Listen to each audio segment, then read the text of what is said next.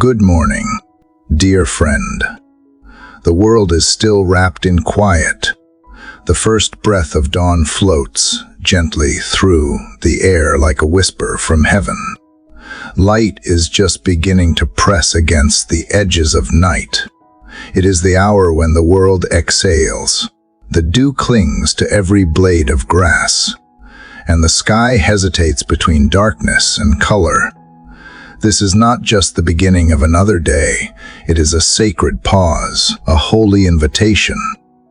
Somewhere right now, a man sits on the edge of his bed, unable to speak the H he carries.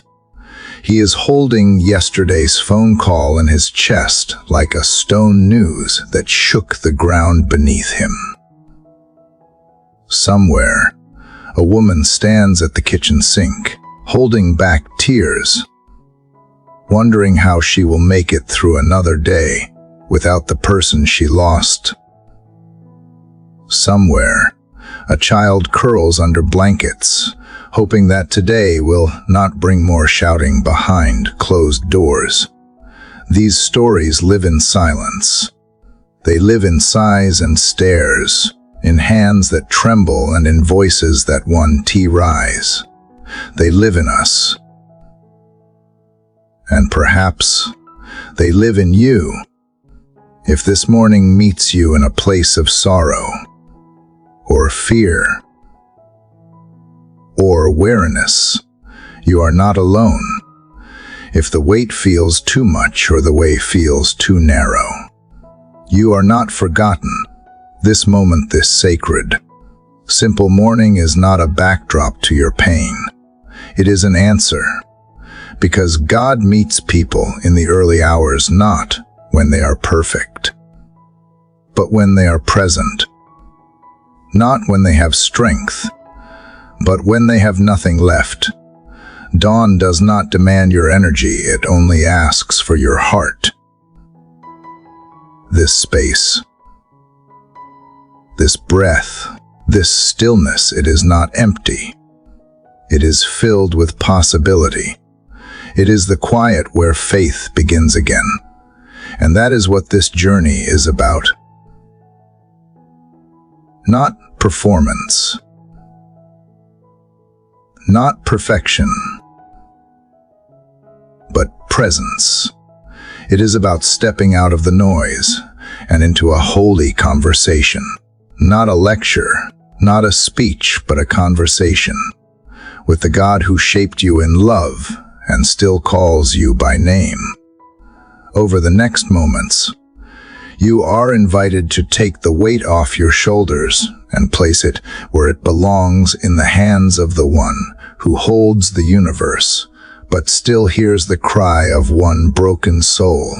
You are invited to speak or to sit in silence, to weep or to whisper, to remember or to begin again. Wherever you are, however you are welcome. This is a sacred invitation not to escape reality, but to see it through the eyes of faith, not to deny pain, but to rise within it, not to pretend you are strong, but to discover that you are carried. Because prayer is not a last resort. Prayer is power. Prayer is presence. Prayer is where the trembling soul finds its footing again. So take a breath.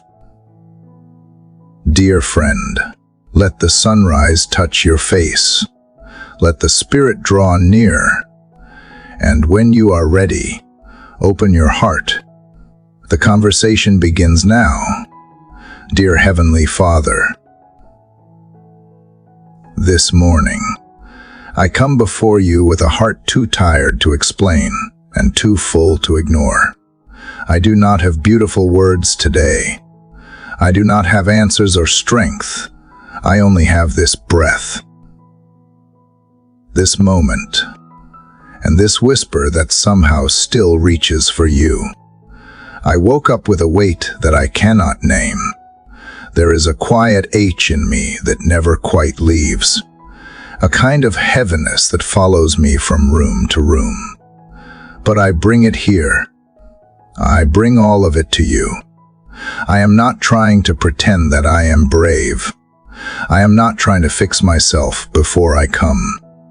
I am not holding the pieces together anymore, just so they look clean. I come as I am, with questions that have no clear end, with sorrow that runs deeper than explanation, and with silence that has lingered longer than I thought it would. If you are near, if you are still listening, then let this be the beginning of something new. I do not need you to perform a miracle in front of my eyes this morning. I just need to know you are still with me in the middle of the fog, that you have not left me in this low place, that you see what others can see, that you care about the wounds no one asks about. I need to know that I do not have to earn your presence, that showing up in desperation is still enough to be held by you. I do not bring a prayer that is polished. I bring a cry that has waited too long to be spoken. I bring the moments I never voiced out loud, because I thought they were too messy for you, but you have always met people in messy places.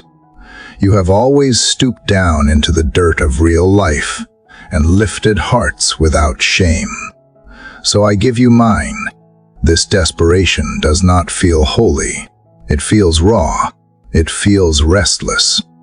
But maybe this is the kind of prayer you have been waiting for all along, the kind that is stripped of performance, the kind that starts with nothing, the kind that opens wide enough for you to enter. If I am honest, I have been holding on by threads. Some days I feel more like a ghost than a person, going through the motions with a smile that does not reach my eyes. I walk through crowds and feel unseen. I scroll through words and feel untouched. I whisper prayers into the dark and wonder if anything changes. But even now, I turn to you again. I do not need to be reassured by noise. I just need a whisper from you that reminds me I am not alone. I need you to touch the part of me that stopped hoping. I need you to breathe on the dreams that I buried so quietly I almost forgot they existed. I need you to awaken my heart again, even if the circumstances do not change today. Let something inside me begin to live again. You see what no one else does. The way my shoulders sink when I think no one is looking. The way my voice cracks when I try to be strong for everyone else. You know the story behind the silence. You know the reason behind the short answers. You know the cost of the smile I wear. And you have not turned away. You still choose to draw near to me in this state, not when I am shiny, but when I am shaken. Not when I am praising, but when I am pressing through the fog just to find one word to say. You are not offended by my low point. You are not ashamed to meet me here. So I open the door. I do not have much to give, but I offer what I have. The tears, the ache, the numbness, the fatigue, the fear, the emptiness, the flicker of hope that refuses to die. It is all yours. Take it and breathe over it. Take it and make something holy from it. If all I do today is cry in your direction, let that be enough. If all I manage is to whisper your name before the world rushes in, receive that whisper as worship. I am not asking for a miracle I can boast about. I am asking for mercy that meets me in my mess. I am asking for presence that outlasts my panic. I am asking for a holy stillness that enters the loudest places of my heart and says peace where nothing feels peaceful. I remember that even when I feel like a failure, you have not labeled me as such. Even when I have fallen again, you do not walk away. Even when I do not believe in myself, you still call me beloved. Even when I have no strength left to climb out of the pit, you come down and sit with me until I can breathe again. You are not in a hurry. You are not disgusted. You are not waiting for me to perform. You are here. So if this is what the beginning of healing feels like, I accept it. If this ache is what reminds me to return to you, then I will not despise it. If this is the soil where new faith is planted, I will sit in it until growth comes. I do not need to see the whole path. I just want to know that you are still leading me one step at a time. Take this brokenness and begin your work in me. Take this silence and turn it into a sanctuary. Take this sadness and let it be the soil where joy will one day rise again. I give you what I have, and what I have is this moment, this morning, this desperate heart that still believes you are good. God, I am still here, and somehow that matters. The fact that I have not turned away, that I am still reaching, still listening, still hoping you might speak. Maybe that is enough for now. I carry forward from yesterday with the same H, but this morning, something in me is beginning to shift. It is not a loud change. It is barely a movement, but it is real. I do not have all the words, but I have a cry that is learning how to rise. In the quiet of this morning, I speak even though I am not sure how. I speak because silence grown too heavy to hold alone. The weight of unsaid things has made my spirit tired. So I let them out now, not perfectly, not all at once, but as I can, piece by piece, layer by layer, with trembling honesty and no apology. I am not trying to impress you. I am trying to breathe. There are prayers I have whispered in the past that felt like they disappeared into the air. I have known what it feels like to talk to the ceiling, to feel the echo of my own voice and wonder if it is the only thing that will answer. But even if no one else hears me now, even if my voice shakes, even if my words are incomplete, I believe you do. And that belief, no matter how thin, is where I begin again. Lord, I cannot hide what this silence has done to me. It has made me doubt. It has made me question if you see me, if you care, if I matter in the wide stretch of the world. It has tempted me to close off my heart, to build walls where windows should be. But I do not want to live that way anymore. I do not want to lose the sound of my own soul.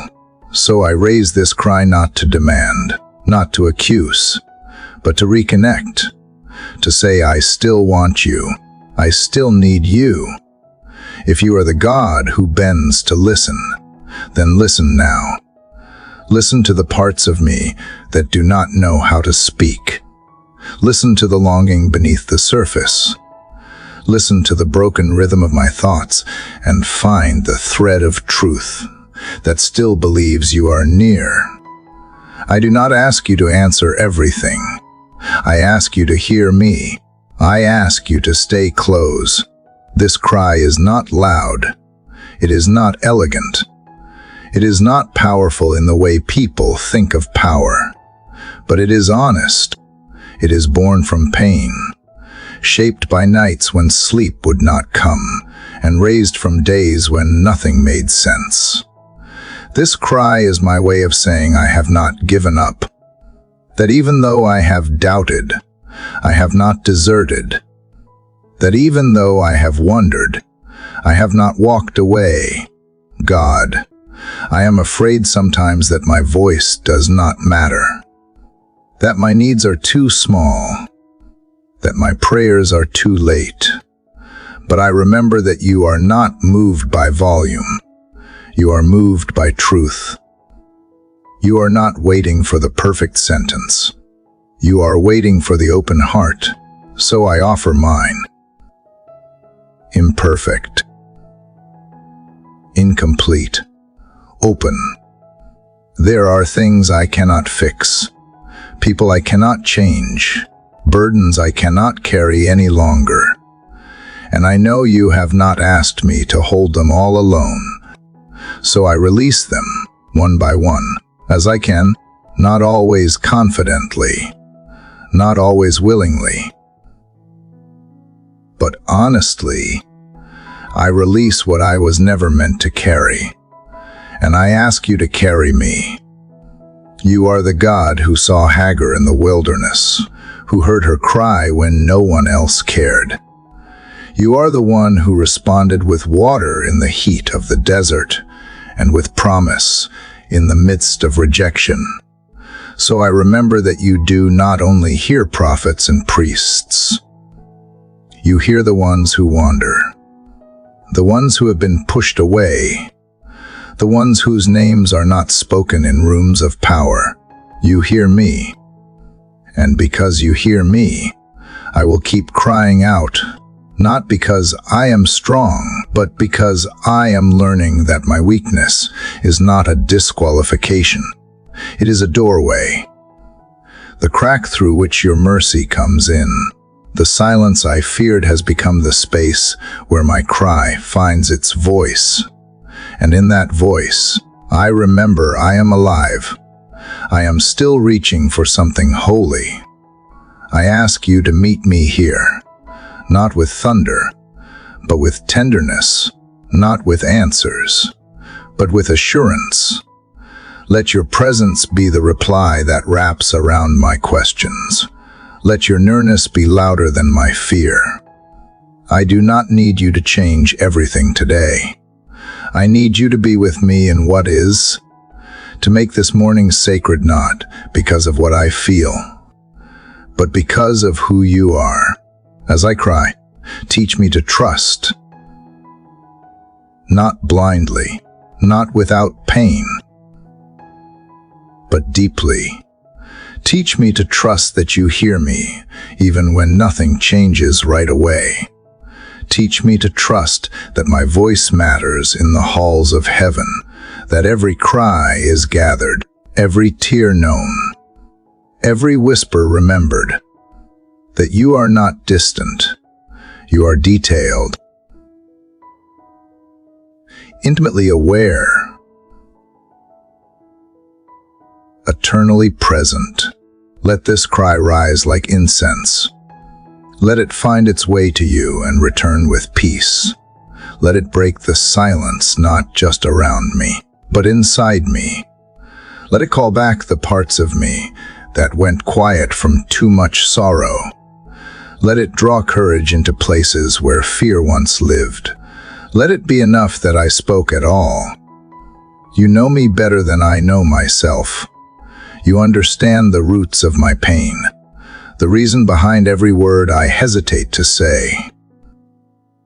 And still, you wait for me to bring them. You never force, never rush, never withdraw. You remain. So here is my voice. Here is my cry.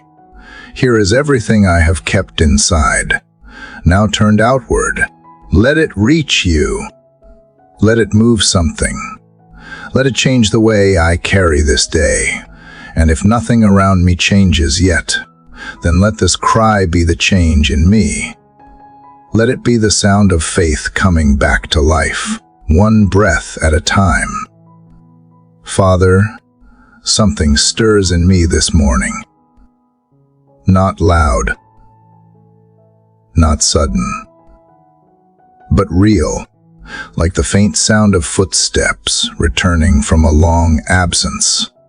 I have been crying into silence for what feels like forever, but in this quiet, a memory is beginning to form.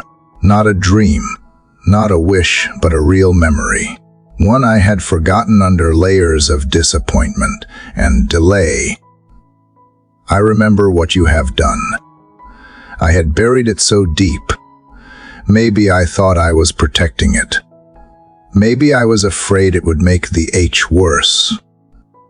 But now, as I sit with my cry still echoing inside me, something deeper rises. A moment when you came through. A moment I thought I had lost. A time when light broke in unexpectedly. When mercy reached farther than I imagined it could.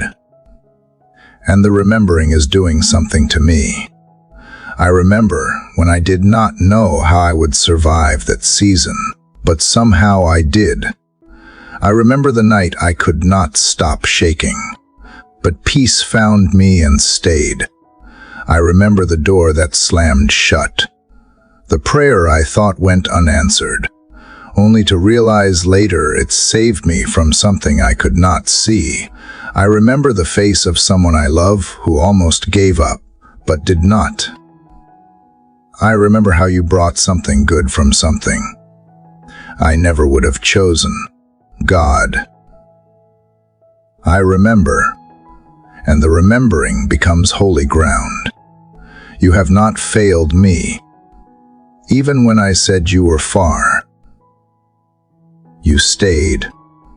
Even when I was sure you had forgotten, you were working in quiet ways. Even when I had no faith left to hold, you held me.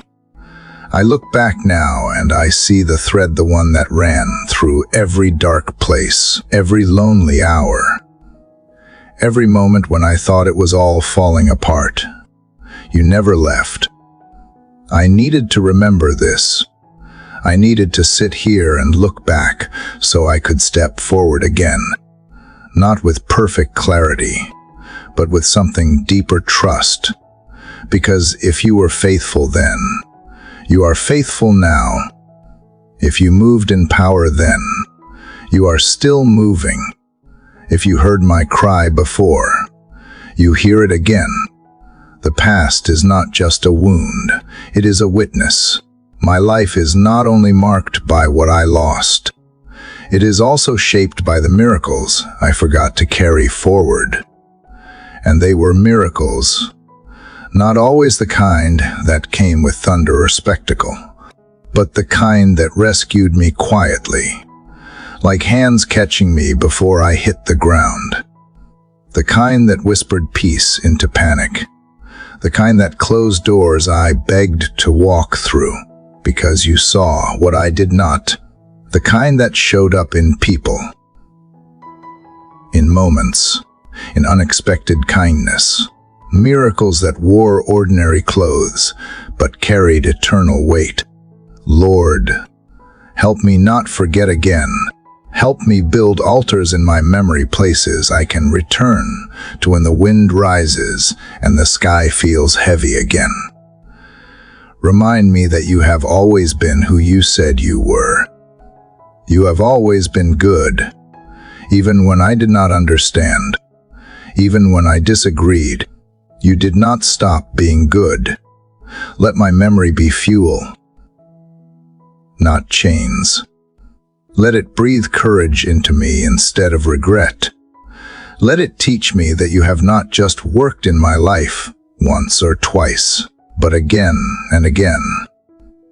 More times than I could count, more gently than I ever realized. And even now, in this quiet hour, I can feel the warmth of those moments brushing against my soul.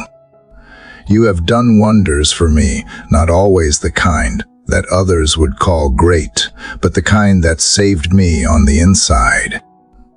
The kind that kept me from giving up. The kind that rebuilt my hope one brick at a time. The kind that told me I was not forgotten. Not invisible, not beyond repair. And remembering those moments does not just comfort me. It anchors me. So I breathe deeply today, not because everything is right, but because you have reminded me that you have done it before. You have made a way where there was none. You have turned mourning into something that eventually held joy. You have taken what was broken and slowly, lovingly made it whole. And if you did it then, you can do it again. God, I am not asking for a copy of yesterday. I am asking for the faith to believe that what you have done is not all you will do, that your goodness is not confined to my memory, but continues forward into my unknown, that you are not done writing, not done shaping, not done surprising me with grace. You were the miracle before I even asked. You were the answer I did not know I needed. You were the calm in the middle of storms I never chose. You were, and you still are. So I take this moment to mark the memory. I take this stillness and let it become sacred again. I speak out what I remember, not to live in the past, but to remind the present that you are faithful. I name the moments I tried to forget because I was afraid they would hurt. And I see now that they were part of healing me. I bless the process. I bless the journey. I bless the days I survived. I bless the you I found there. And I ask you to awaken memory in me where I have grown numb. Let light shine even in old places. Let gratitude rise like morning sun through the windows of my heart. Let praise be pulled gently from the soil of remembrance. I do not need to wait for something new to worship you. I have enough reason already. Even the breath I take now is evidence. Even the stillness that meets me here is proof. Even the longing in me to return to you is part of the miracle. What you began in me was not small. It was not fragile. It was not forgotten. You have always been building something deeper than what I could see. So I return to trust, not as a leap, but as a step. Not because I have no fear, but because I have a history with you. I have known the sound of your rescue. I have walked roads you paved with mercy. I have cried tears you collected.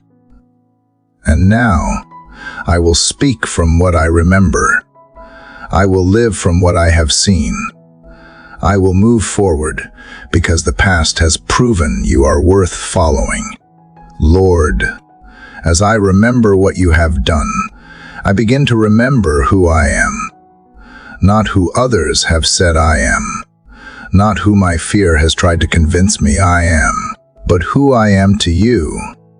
In the quiet aftermath of memory, something else rises a name. Not the one tied to failure or fatigue. Not the one written by the opinions of people or the weight of my own regrets. But the name you have spoken over me since the beginning. The one that has never changed. The name that holds. I confess, I have answered to many names that were never mine. Unworthy. Not enough. Too broken. Too much. Forgotten. I have worn them like garments stitched by shame and silence. I have them define how I walk, how I speak, how I pray. I have believed them longer than I want to admit, but not today. Not here. Not anymore. God, you call me by another name. A name not rooted in what I have done or what I have failed to do, but in who you are and what you see. A name that was not earned, yet cannot be taken. You call me beloved, chosen, redeemed, yours, And while those words feel too weighty at times for someone like me, I receive them now not as titles, but as truth. I receive them not because I feel worthy, but because you are faithful. There is power in a name, and even more when it comes from you. When you name something, it stands. When you speak identity, it cannot be erased. When you define a soul, the world cannot redefine it. And even when I forget, even when I wander, even when I crumble, you keep calling me by the name you gave. You never flinch. You never waver. You never rewrite who I am based on what I go through. Father, your name is a shelter, and your name over me is a covering. When the winds of accusation blow and the storms of insecurity rise, your voice steadies me, not because I am unshakable, but because what you speak is stronger than what I feel. When I feel lost, your voice becomes the compass. When I feel small, your name becomes the anchor. You are not the voice of comparison. You are not the whisper of condemnation. You are not the cold silence of abandonment. You are the one who calls light out of darkness and speaks peace into chaos. You are the one who sees the child in the warrior and the warrior in the weeping. You know me fully and still choose to name me with dignity, not with labels of pity, but with the language of promise. God, I want to stop answering to every voice that is not yours. I want to stop letting fear name my future. I want to stop letting shame narrate my story. I want to stop walking as if I have been disqualified when you have already called me by grace. I want to live from the place of knowing that your name is on me, that my life is marked by mercy, and that no failure can rewrite what you have already spoken in love. I bring you every name I have collected that was never meant for me. Every lie I believed because it felt louder than truth. Every identity I tried to wear to fit in or disappear. Every version of myself I created to survive. I lay them down here at your feet, and I ask you to remind me who I truly am. Not who I was in my worst moment, but who I am in your eyes. Call me again. Whisper what you spoke before I was shaped by struggle. Speak over me with the gentleness that silences accusation. Let the sound of your voice wash over the years I spent unsure of my worth. Let the truth of your heart reach the corners of my mind, still clinging to old stories. Let your name be louder than the noise around me. Let it echo in my soul until every other name loses its power. I do not want to build my life on broken labels. I want to be built by love, formed by truth, strengthened by identity that does not rise and fall with mood or circumstance. I want to walk differently because I remember whose I am. I want to speak differently because I know who speaks over me. I want to love from a place of being loved first. Your name holds me together when I feel like I am come apart. Your name over me is not temporary. It is not subject to change based on performance. It is eternal. It is secure. It is home. And when I say your name, it calms the storm inside me. It centers me. It reminds me that I am not forgotten,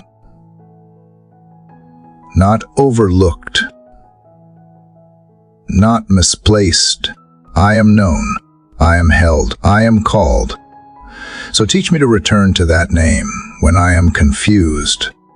Teach me to write it across the walls of my mind when fear tries to rise. Teach me to repeat it to my own heart when I feel small again. Let it be the sound I speak when I wake and the whisper I carry into sleep. Let it become the rhythm of my steps and the reason I stand tall. I know now that what you call me carries more weight than what the world ever could. I do not have to chase approval. I do not have to prove my value. I do not have to earn what you already decided in love. I can rest. I can breathe. I can begin again from this place of being named rightly. And even when the day brings questions, even when people misunderstand me or wounds reopen, I can return here, to this place of identity, to this sacred knowing that I am yours. That you chose me not because I got it all right, but because you saw me and loved me still. That nothing I face can take away what you have already placed inside me. You are not just the God who created me. You are the God who named me, and you have not changed your mind. Not once. Not ever. So I will walk today with that name written across my soul. I will speak from that place. I will decide from that place. I will rise from that place. And when I forget again, I will return to it. I will return to you. Father, now that I have remembered who I am in your eyes, I feel something opening inside me. Not everything has changed, but something has shifted. The weight I carried yesterday does not press as hard this morning. There is still fog in some places, still silence in others. But I sense the edge of something breaking through. A glimmer, a warmth, a quiet invitation to let light in not just around me, but within me. I have grown used to the dim places in my soul. Parts of me have lived in shadow so long they forgot how to reach for morning. I have learned how to function in half-light, how to smile without shining, how to move without truly seeing. But today, I am asking you to enter those corners, not with force, not with loudness, but with light. Steady, gentle, true, God. I know you are light, and where you are, darkness cannot remain. So I am not asking you to fix everything instantly. I am asking you to come closer, to draw near enough that the cold within me begins to warm again. Let your light slip into the rooms I have closed. The ones I locked years ago, the ones I forgot were even there. I do not want to live behind curtains anymore. There are thoughts that circle my mind, like clouds that never break.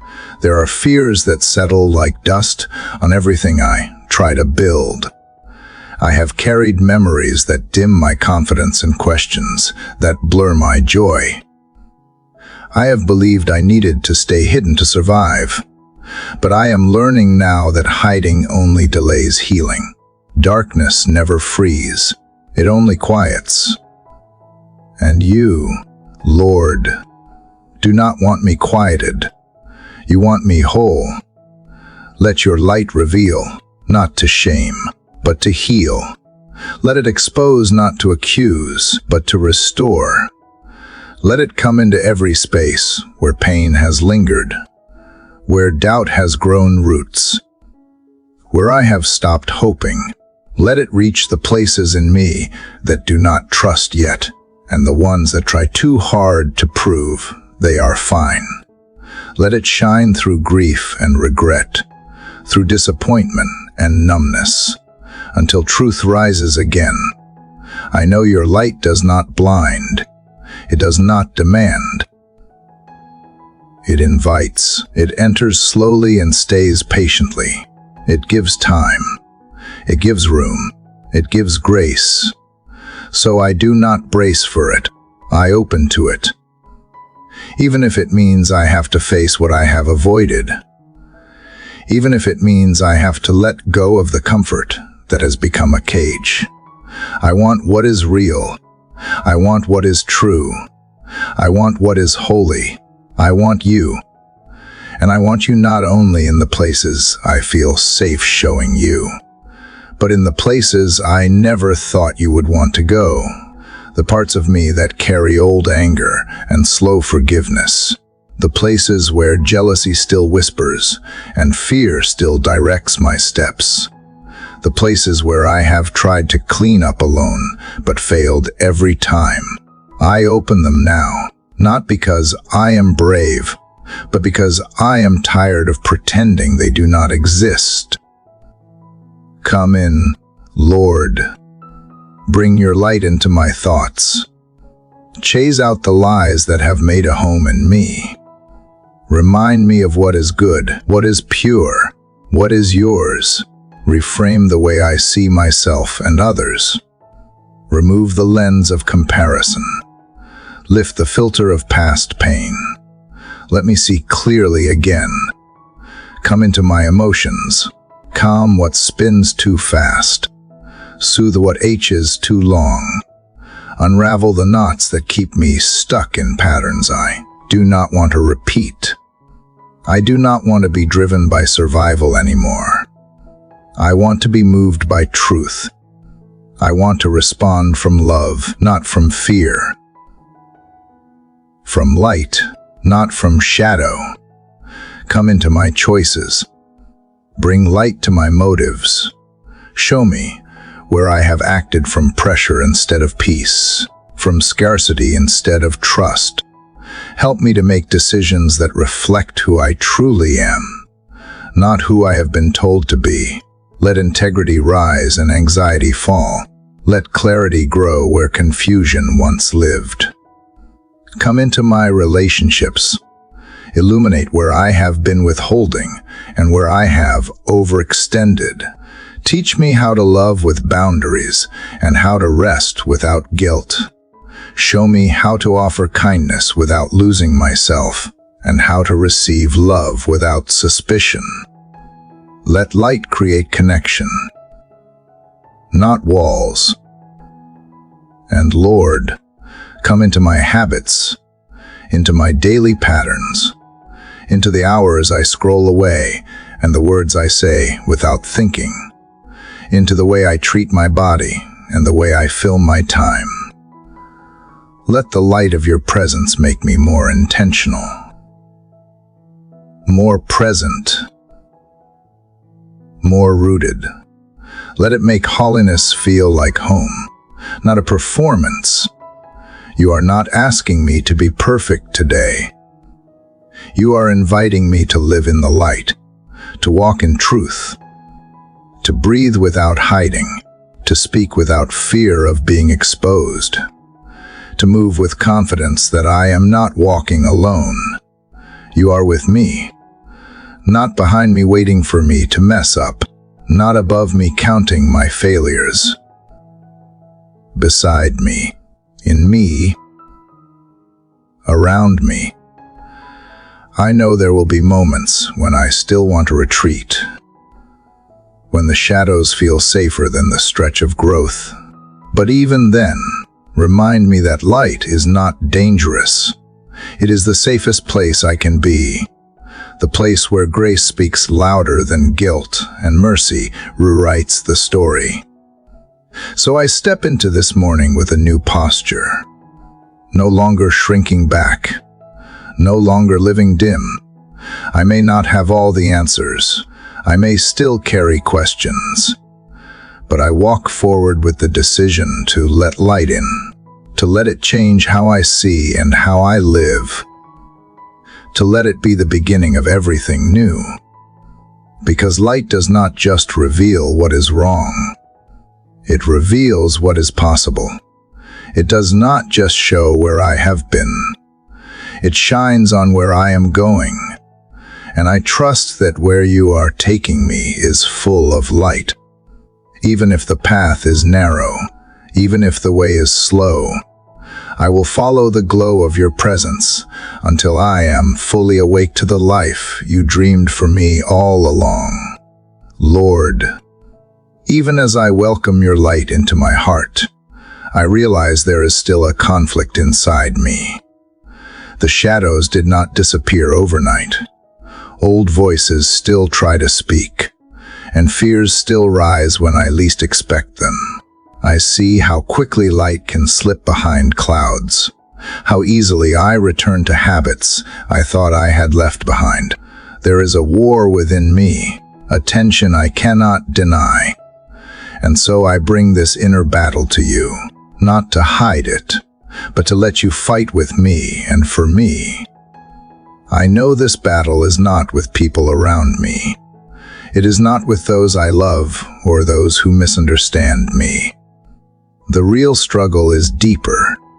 It is in my own thoughts, in the tug of doubt against faith, in the pull of fear against trust, in the clash of my old self with the person you are shaping me to be. I feel it in quiet hours, when temptation whispers I will never change, and I feel it in busy moments, when anxiety tells me I am already failing. It is relentless, and yet I know you are greater than the war inside. Father, I confess how weary I grow when I keep fighting in my own strength. I try to discipline my mind, but distraction pulls me. I try to silence my fear, but it only grows louder. I try to stay steady, but the ground feels uneven beneath me. I cannot win this by myself, but I am not by myself. You are here, and with you, this battle is no longer hopeless. You see the hidden war that no one else does. The smile on the outside often covers a storm on the inside. I may appear calm, but within me, thoughts collide. I may look collected, but inside, emotions battle for control.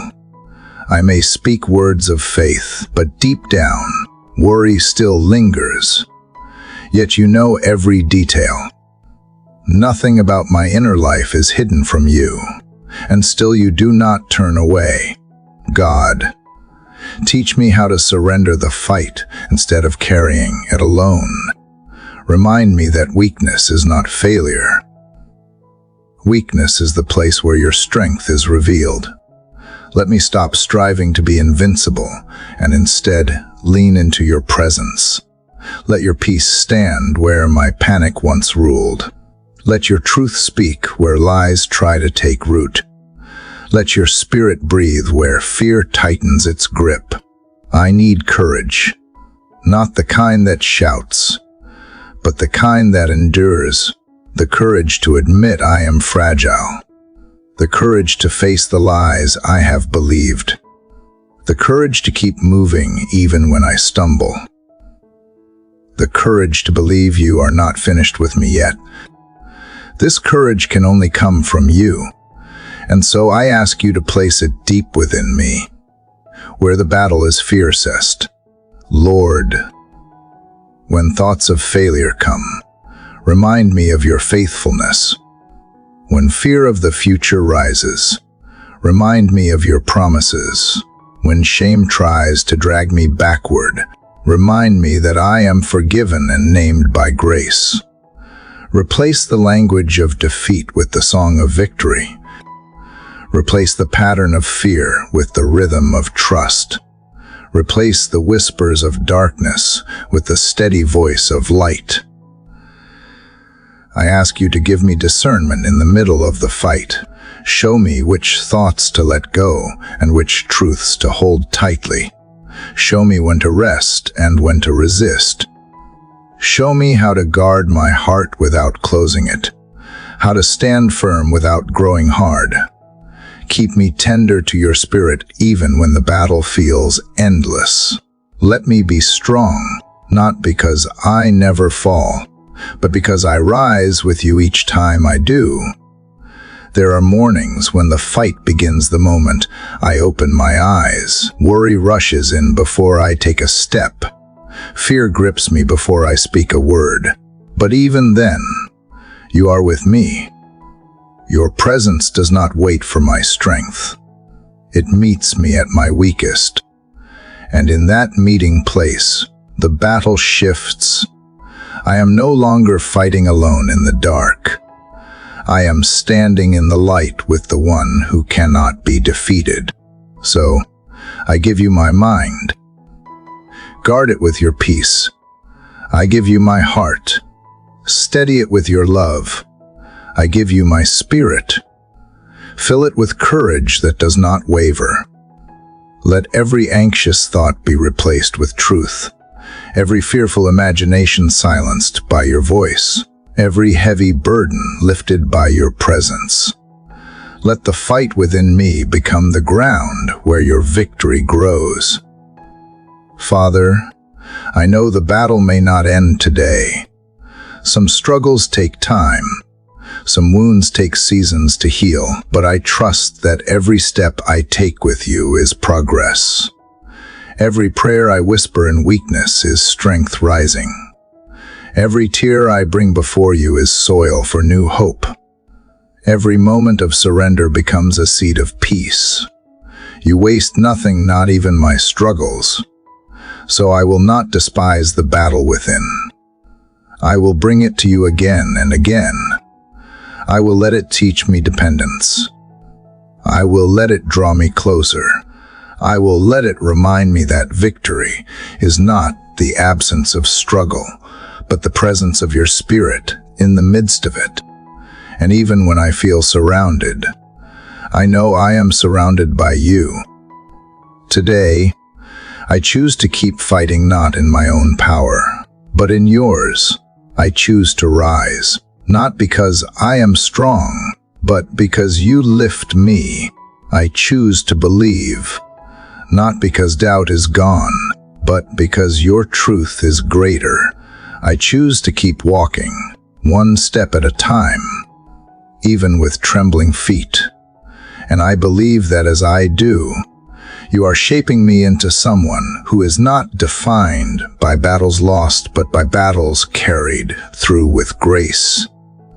This is my cry in the middle of the struggle. Do not leave me to myself. Stay near. Stay strong. Stay present.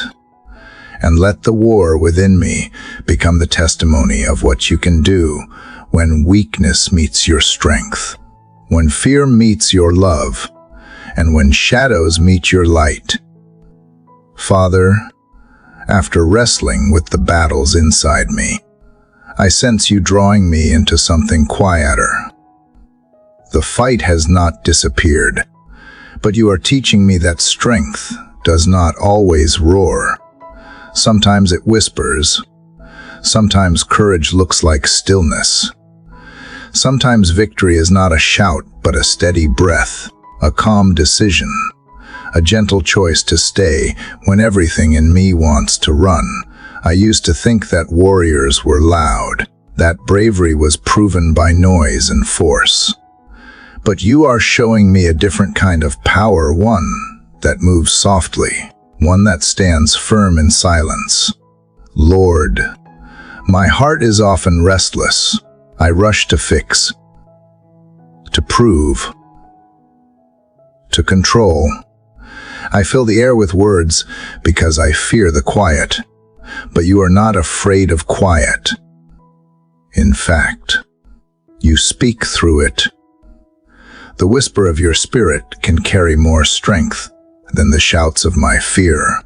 The stillness of your presence can break chains that all my striving could never touch. And so, I ask you to teach me this holy way of courage. The courage of the whisper.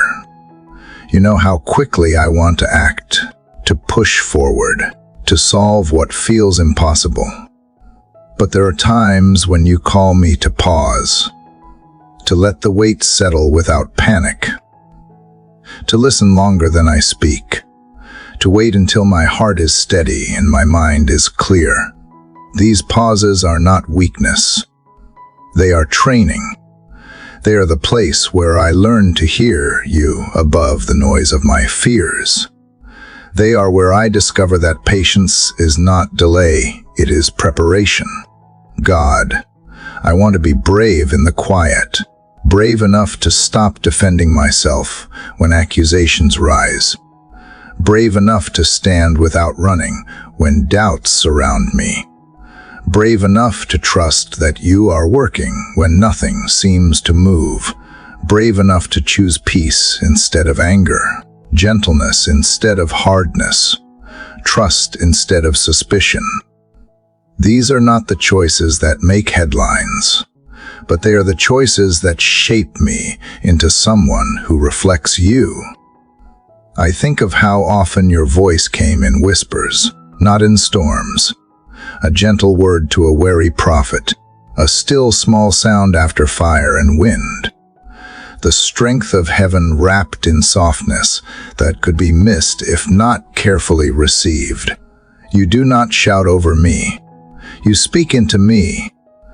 And when I stop long enough to listen, I hear you clearly. Your whisper is enough to quiet the war inside.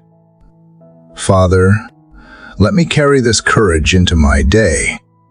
When the rush of responsibilities crowds me, remind me to step back and breathe. When conflict rises, remind me that not every battle requires noise. When fear tries to dictate my choices, remind me that stillness is also an answer.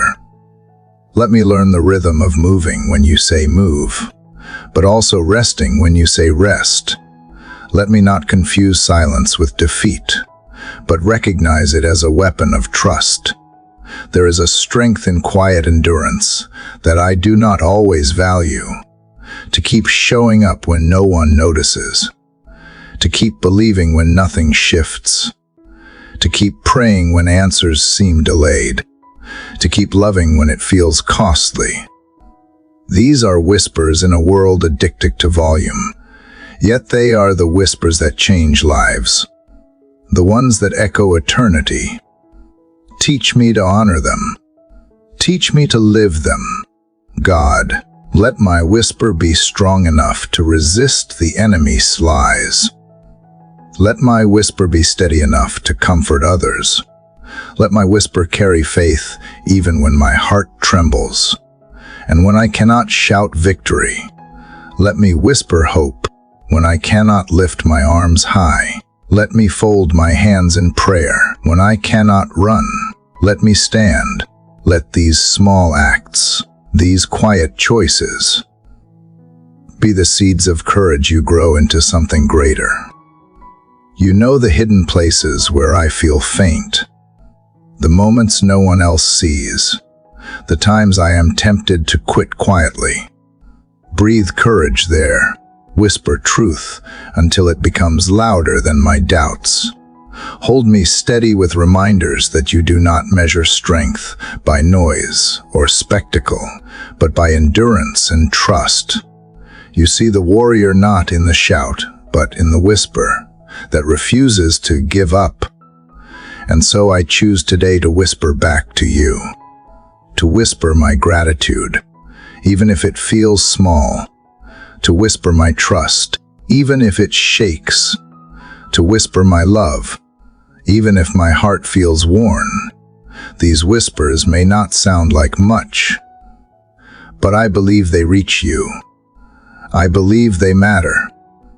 I believe they are enough, because you do not require perfection, you desire honesty. Father, let my soul learn to rest in your quiet strength. Let me no longer run from silence, but step into it as sacred ground. Let me discover that in the hush of morning, in the stillness of prayer, in the quiet choice of trust, I am more of a warrior than I ever imagined, not because of what I do loudly, but because of what I refuse to surrender quietly. So here I am, whispering courage into the dawn. Not the courage of noise, but the courage of faith, not the courage of control, but the courage of surrender, not the courage of spectacle, but the courage of stillness. And I believe this whisper is enough, because you hear it, you honor it, and you build from it the strength I need for everything that lies ahead. Father, as I learn the strength that comes in whispers, I realize there is still a burden clinging to me. It is not the loud storm of fear this time, nor the restless weight of uncertainty. It is something subtler, heavier, and far more stubborn. It is the weight of wounds I have carried for too long. Some of them were given to me, and some I caused myself. They sit like stones deep in my spirit, hidden but never gone. And this morning, in the stillness you have taught me to cherish, I hear you inviting me to pour them out. I hear you asking me to let forgiveness flow like oil, softening what has grown hard. Lord, I confess how tightly I hold on to pain. I tell myself I have released it, but it lingers. I bury memories, but they rise at the smallest reminder. A word, a face, a moment in silence, and suddenly the old wound aches as if no time has passed. I rehearse arguments long after they are over. I replay betrayals I cannot undo. I carry guilt for words I should not have spoken, for choices I cannot change. These things do not shout anymore, but they whisper, and their whispers poison my peace. And yet I know this is not how you want me to live. God, you have forgiven me more times than I can count. Every failure,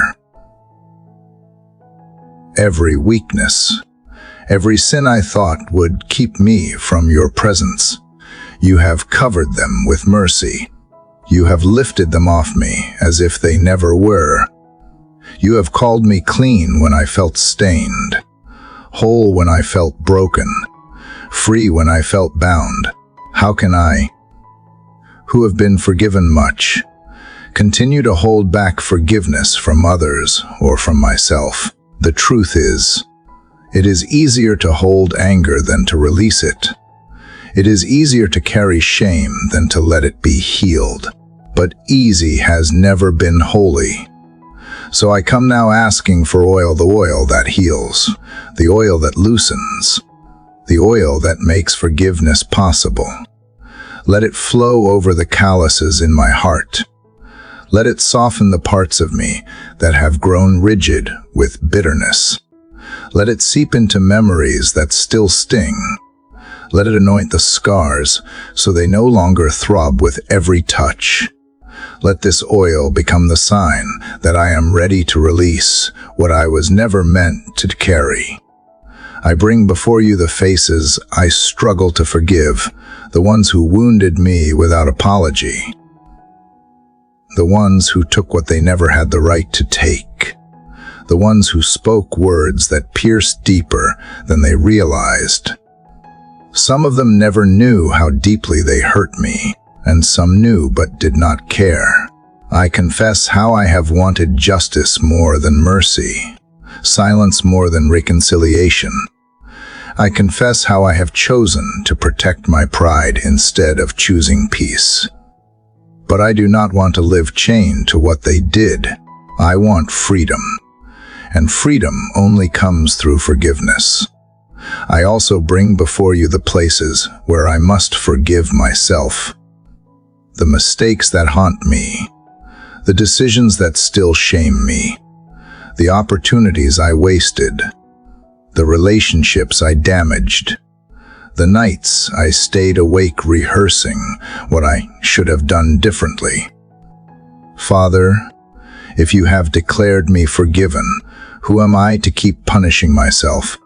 I do not want to dishonor your mercy by refusing to receive it. So I choose today, trembling but sincere, to release myself into your grace, to say that I am forgiven because you have spoken it, not because I feel it. Lord, I know forgiveness is not a single moment, but a posture, a decision that must be renewed each time the memory rises.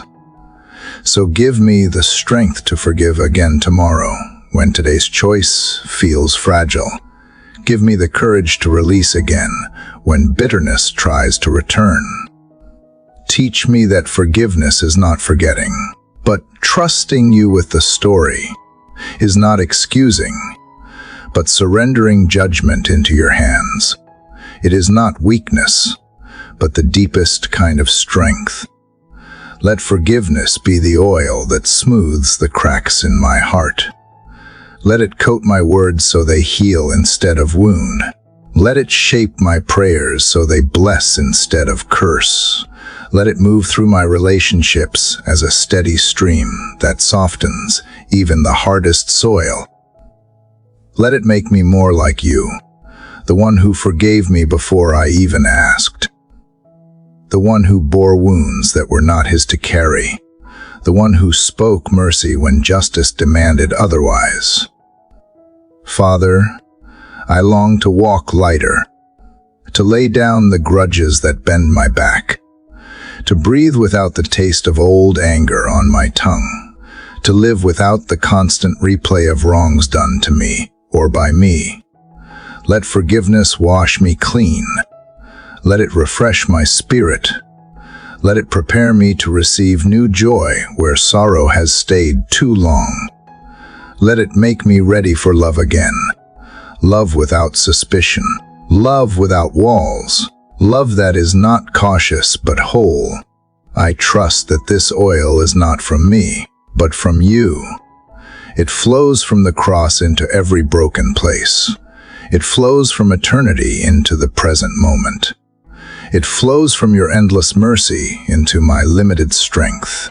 And as it flows, I believe it is loosening what has been locked, healing what has been raw, and setting me free from the chains of resentment and regret.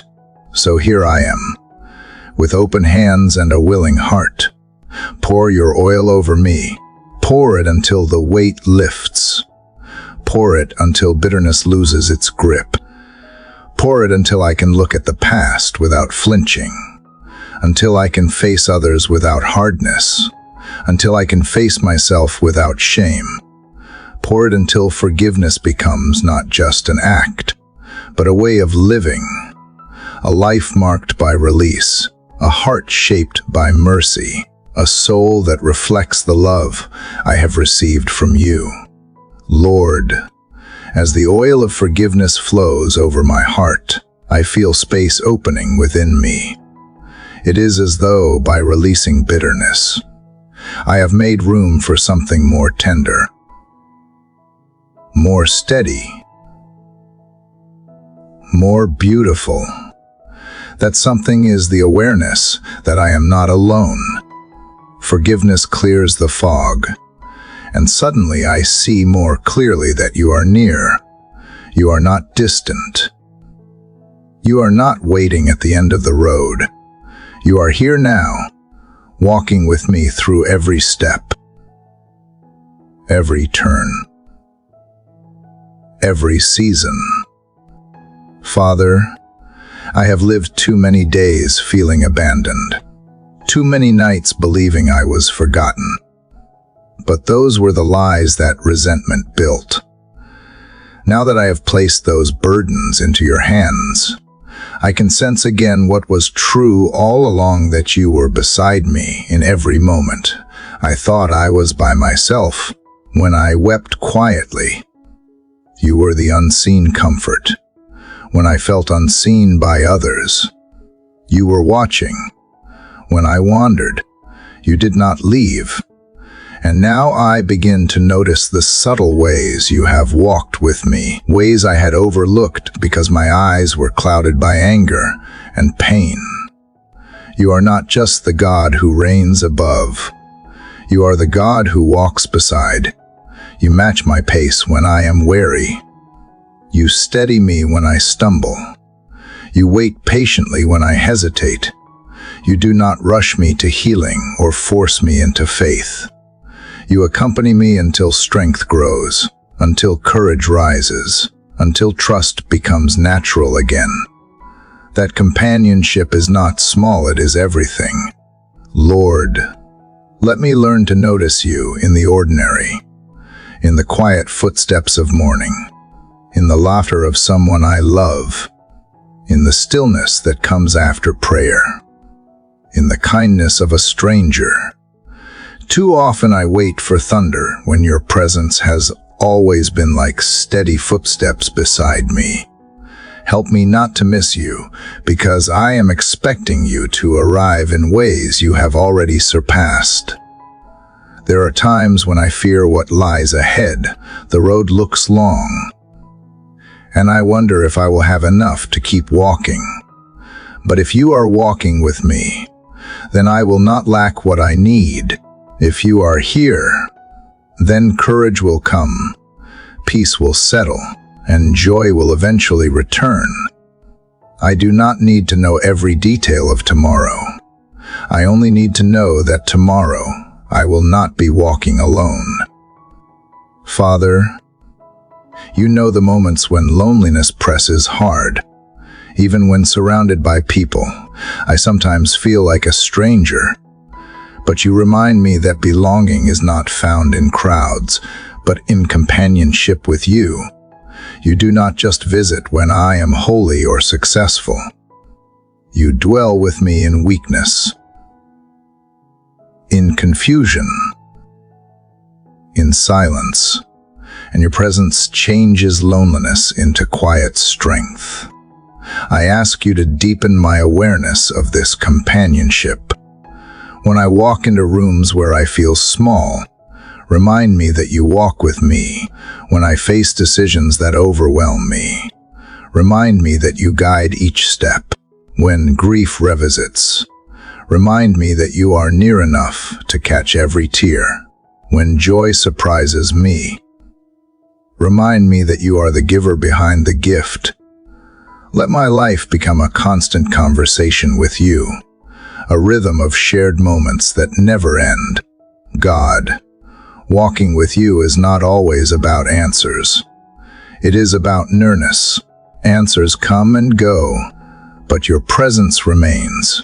I have chased certainty before, thinking it would bring peace, but certainty fades when life shifts again. What steadies me is not knowing everything, it is knowing you are with me in everything. That is the assurance I need most. The truth that carries me when nothing else feels secure. Let me never take this companionship for granted. Let me not grow so familiar with the idea that I forget its wonder.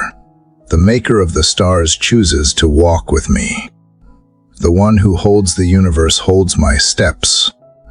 The King of Heaven is not only sovereign, he is present, attentive, close.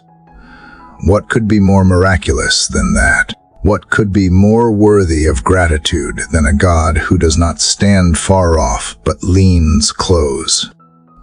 So as I move through this day, I ask for eyes to see you, not only in the grand moments, but in the unnoticed ones, in the rhythm of breathing, in the beauty of nature, in the stillness before words, in the hand I hold, the meal I share, the work I do. You are in it all, and if I pay attention, I will realize I have never walked a single step alone. And Lord, when I forget again, when fear blinds me or sorrow pulls me inward, gently remind me of this truth. You walk with me still, even when I do not feel it, even when I doubt it, even when I cannot name it. You have not left. You will not leave. Your nearness is not a gift I earn. It is who you are, Emmanuel, God with us, God with me. So I choose to walk this day aware of you, to speak as if you are listening, to act as if you are near, to rest as if you are close, because you are. And this simple awareness changes everything. It steadies my step, softens my heart, clears my vision, and strengthens my soul. If you are with me, then I am not lost. If you are beside me, then I am never forsaken.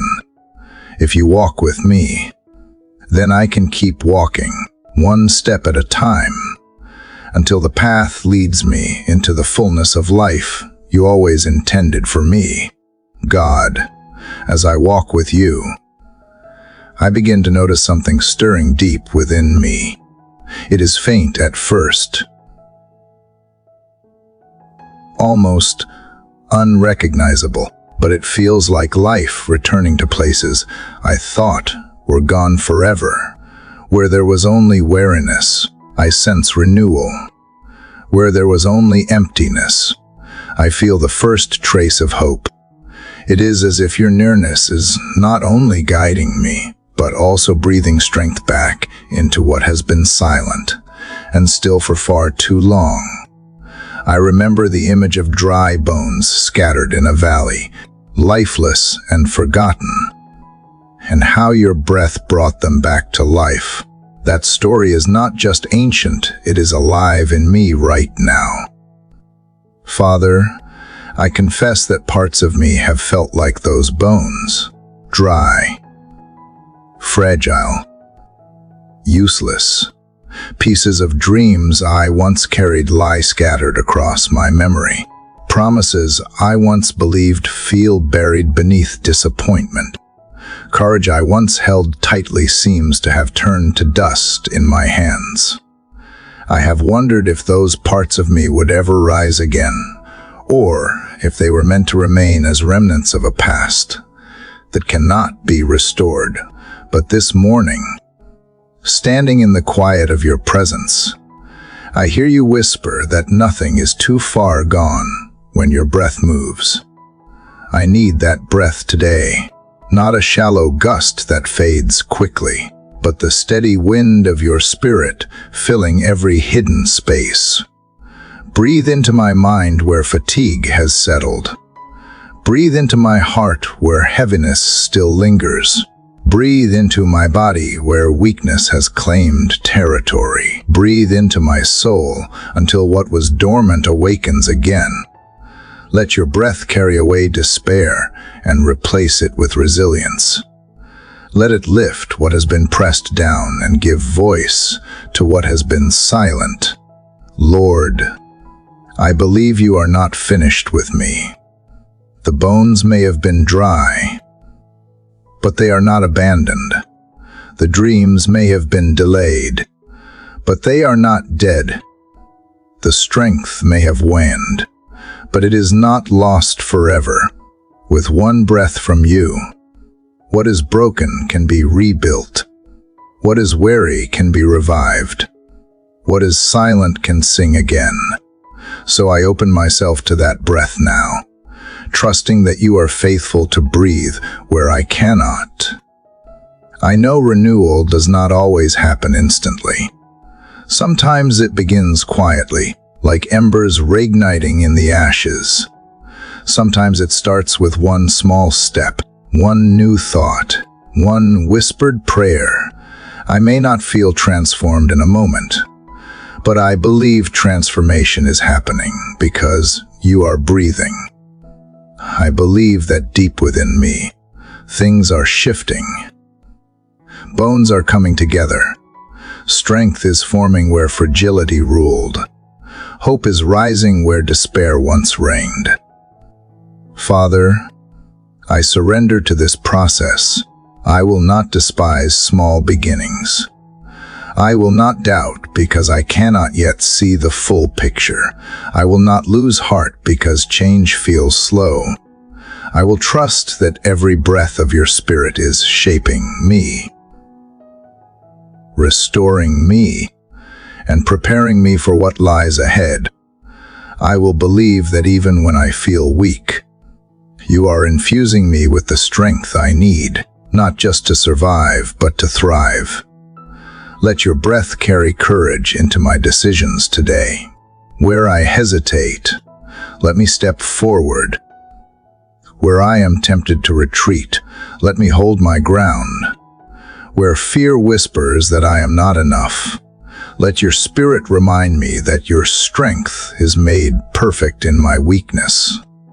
Let your breath give me boldness that does not come from pride, but from peace. Boldness that is steady, not reckless, rooted in you rather than in myself. Let your breath also awaken compassion in me. Revive the part of me that has grown numb to others' pain. Restore the tenderness that once moved me to act. Heal the hardness that disappointment created. Fill me with empathy that does not grow weary of giving, with patience that does not tire of listening, with kindness that does not shrink back from sacrifice. Let the life you breathe into me overflow into the lives around me. And Lord, breathe over my future, where I see uncertainty. Breathe clarity. Where I see obstacles, breathe possibilities. Where I see closed doors, breathe direction. Remind me that the same Spirit who raised the dry bones to life, the same Spirit who raised Christ from the dead, lives in me. That truth is not abstract, it is alive. It is personal. It is mine. And if that Spirit is within me, then I am never without hope, never without help, never without strength. So here I am. Father, with all the fragile pieces of myself laid bare before you, I am not pretending to be strong. I am not hiding the places that feel lifeless. I am presenting them to you honestly, because only your breath can restore them. Only your Spirit can knit them back together. Only your presence can make them rise again. And I trust that as you breathe over me, what felt like the end will become the beginning of something new. Let this be the morning when life begins again. Let this be the day when what was dry begins to drink deeply. Let this be the moment when what was silent begins to find its voice. Not because of anything I have done, because you have chosen to breathe into me. And when you breathe, Father, everything changes. Weakness becomes strength. Emptiness becomes fullness. Silence becomes song. And what once was dead stands and walks again, carried by the power of your Spirit living in me. Father, as your breath brings life back into what was weary and fragile, I begin to see another truth rising. Sometimes the strength I carry now is not only from fresh breath, but from the fires I have walked through, the places that nearly consumed me, the seasons that felt unbearable, the nights that burned with pain. Those moments have marked me. At first, I wanted only to forget them, to erase every trace of their heat. But now I realize fire never leaves us the same. It destroys some things, yes, but it also reveals what cannot be shaken.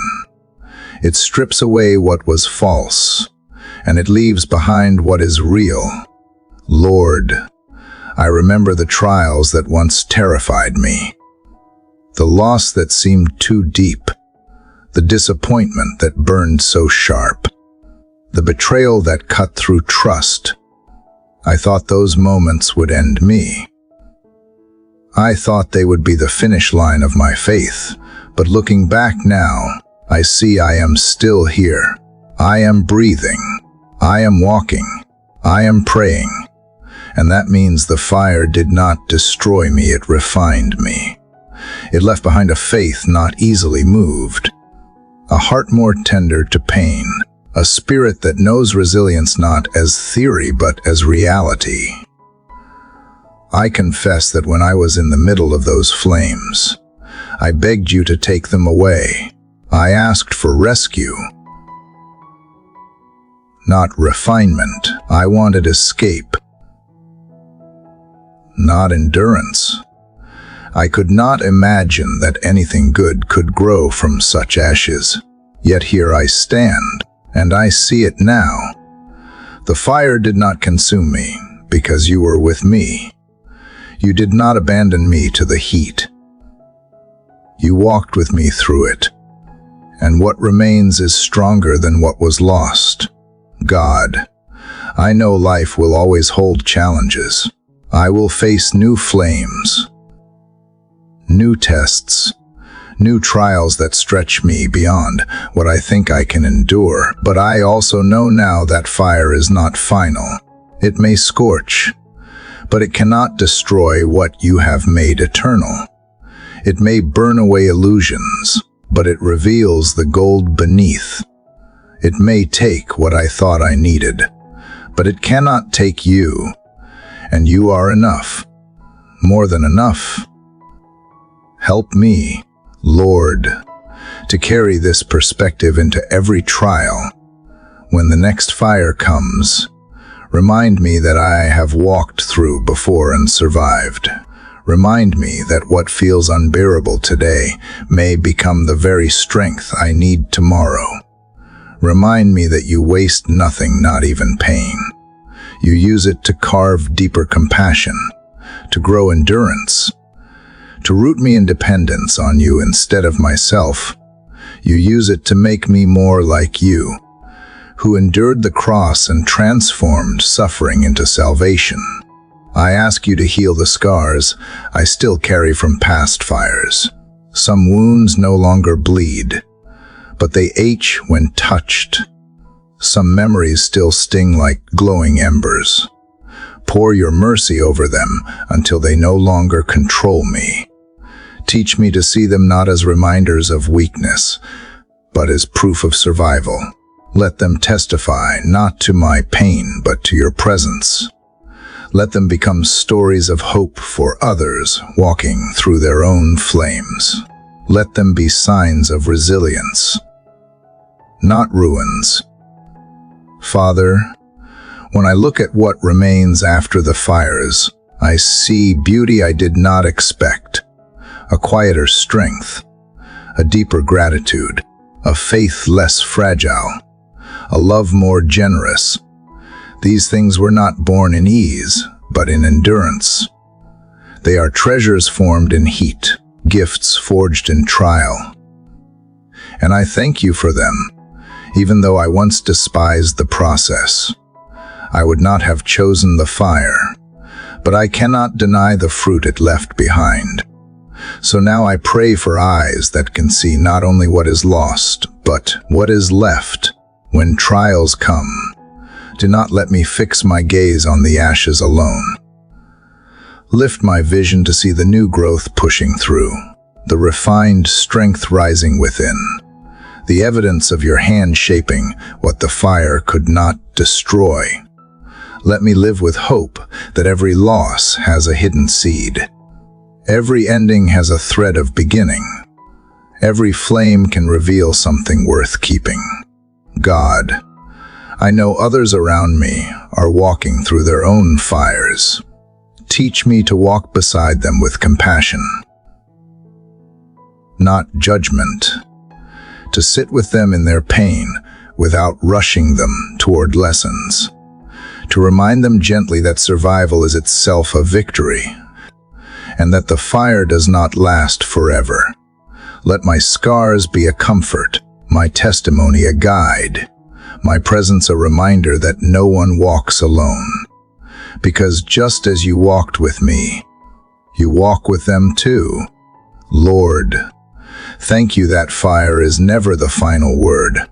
Thank you that even in flames, you remain faithful. Thank you that what the fire leaves behind is not ruin, but refinement. Thank you that what feels like loss can become the soil of new life. And thank you most of all that through it all, through the heat, through the fear, through the waiting, I am never alone.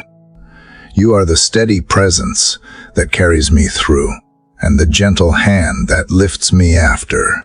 So here I stand, not untouched but unbroken, marked by fire but not defined by it, shaped by trial but not destroyed by it. And I choose to honor what remains. I choose to see beauty in the ashes, strength in the scars, hope in the survival. I choose to trust that every fire is another place for you to reveal your power, another chance for me to discover resilience, another reminder that nothing can take away the life you breathe into me. This is what the fire leaves behind, and I will carry it as a testimony of grace that endures forever. Father, after walking through the fires that once threatened to undo me, I find myself longing for something gentler. The heat has passed, the lessons remain, but now my soul aches for stillness. Not the stillness of emptiness, but the stillness that comes when your voice quiets everything restless inside me. I have known the roar of pain, the crackle of loss, the noise of battles within. Now, I ask for the sound that silences them, all the voice that carries peace where nothing else can. Lord, you know how loud my world becomes. The voices of fear rise quickly. The questions about tomorrow repeat without end. The echo of past failures returns when I least expect it. Even when my body rests, my mind runs. Even when I want silence, my heart pounds with noise. I try to calm myself, but I find I cannot. Only you can. Only your voice has the power to hush what rages in me. Your voice is not harsh. It does not demand. It does not crush. It comes like a gentle stream, steady and clear. It carries truth without shouting, comfort without condition, strength without pressure. And when I hear it, even faintly, everything inside me shifts. My fear loses its grip. My racing thoughts slow down. My heart begins to breathe again. I long for that voice, not as a rare moment, but as the rhythm of my days. God, I remember how often you spoke peace when storms rose. A word from you was enough to still the waters. A whisper was enough to calm the terrified. You have not changed. You still speak. And when you do, the chaos cannot last. So I ask you to speak over me now. Speak over the storms in my mind. Speak over the noise in my soul. Speak until my heart rests, until my spirit settles, until I remember again that I am held. Sometimes I expect your voice to thunder, but more often it comes in ways I almost miss. A quiet reminder in scripture, a lyric that lingers longer than the song, a thought that interrupts despair with hope, a sunrise that tells me you are faithful, a word from someone I love that carries more weight than they know. These are the places where you speak. And if I am listening, I hear you. If I am willing to pause, I find you already present. Father, help me not to confuse silence with absence. Help me not to mistake delay for neglect. Teach me to trust that even when I do not hear you clearly, you are still near, still speaking in ways my heart may not yet understand. Train my ears to recognize the difference between fierce accusations and your gentle truth. Show me how to lean into the quiet long enough to discover you there. When the noise of life grows too loud, Remind me that I can return here to this place where your voice steadies me. When deadlines shout, when expectations weigh heavy, when conflict grows sharp, let me withdraw to the quiet where you speak calm into chaos. Let me carry that calm back with me so I do not only receive peace, but also give it. Let your voice not only quiet me, but also shape me into one who brings quiet to others. Lord, I want to live in the awareness of your speaking presence, not just in moments of crisis, but in the ordinary hours. I want to wake with your voice in my spirit. I want to walk through my day with the echo of your words steadying me.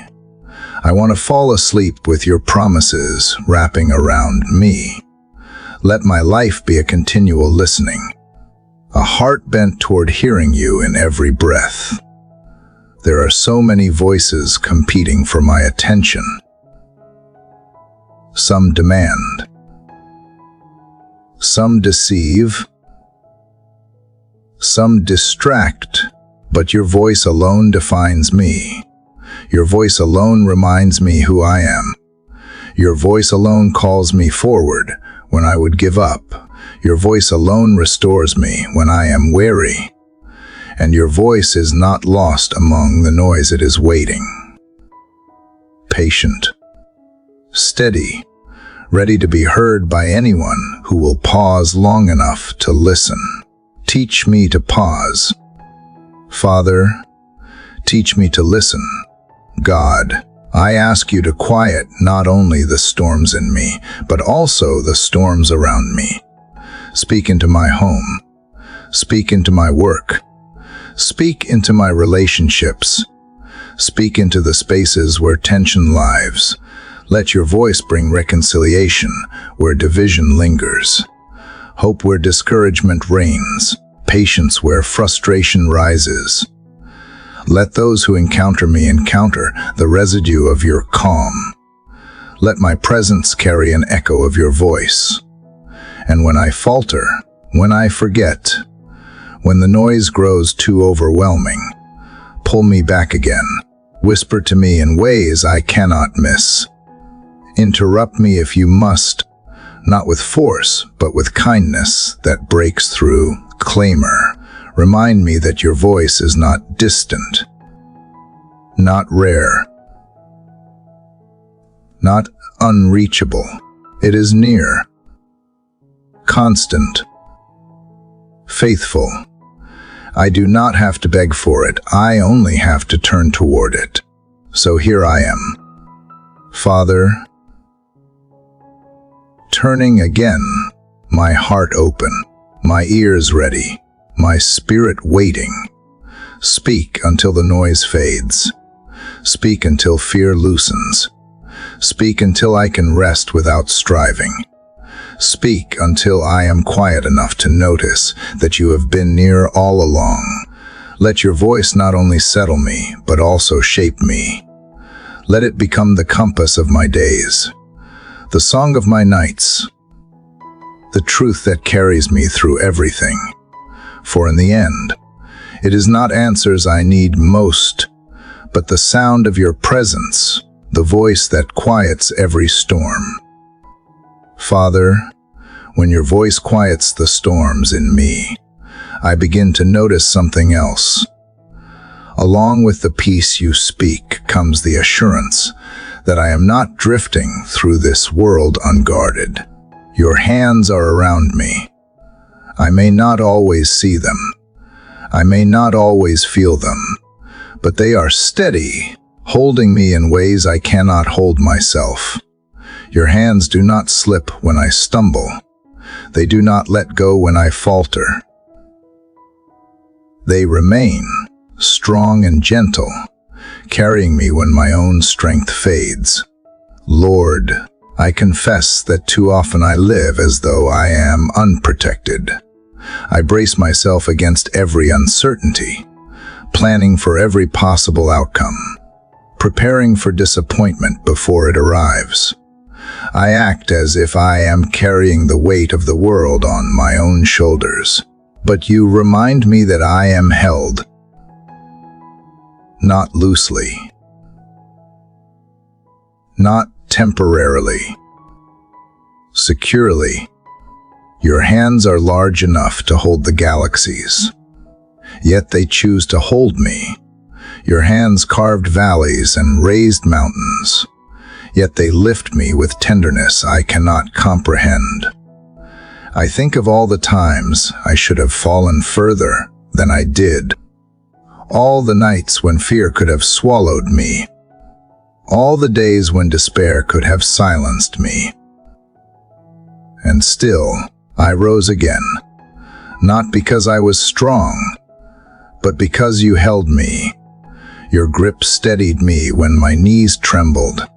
Your touch guided me when my path was unclear.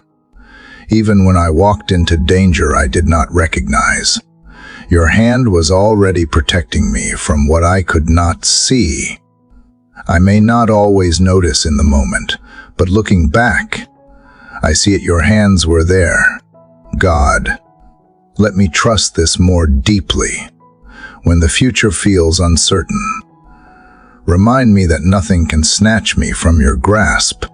When loss tries to convince me I am abandoned, remind me that I am never outside the reach of your love.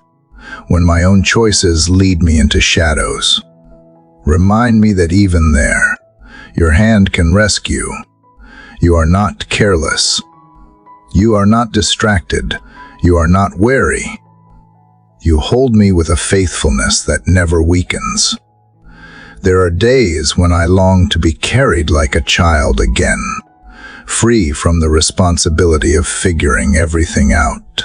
And in many ways, that is exactly what you invite me into. To rest in the knowledge that you are the Father who carries, not just the judge who watches.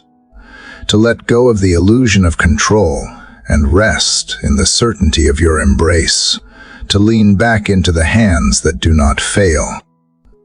Father, I also know your hands are not only for holding, they are for healing. They touch the places that ache, not with judgment but with restoration. They reach into the wounds I try to hide and begin to mend what I thought would remain broken forever. They rebuild what was torn down, strengthen what was weak, restore what was lost. And because you are near, I can allow myself to be vulnerable, to stop hiding my pain, to let you hold the very parts of me I most fear exposing. Your hands are also guiding. They do not only catch me when I fall, they lead me toward what is good. Sometimes I resist because I cannot see where the path will lead. Sometimes I hesitate because I fear what I might lose. But your hands do not lead me toward destruction. They lead me toward life. Even when the way is narrow, even when the steps are uncertain, I can trust the one whose hands formed me to also guide me. Lord, I want to rest in this truth today, that no matter what I face, I am not beyond your reach. If I walk into success, your hands steady me so I do not forget where the blessing came from. If I fall into failure, your hands lift me so I do not stay down. If I wander in confusion, your hands redirect me gently but firmly.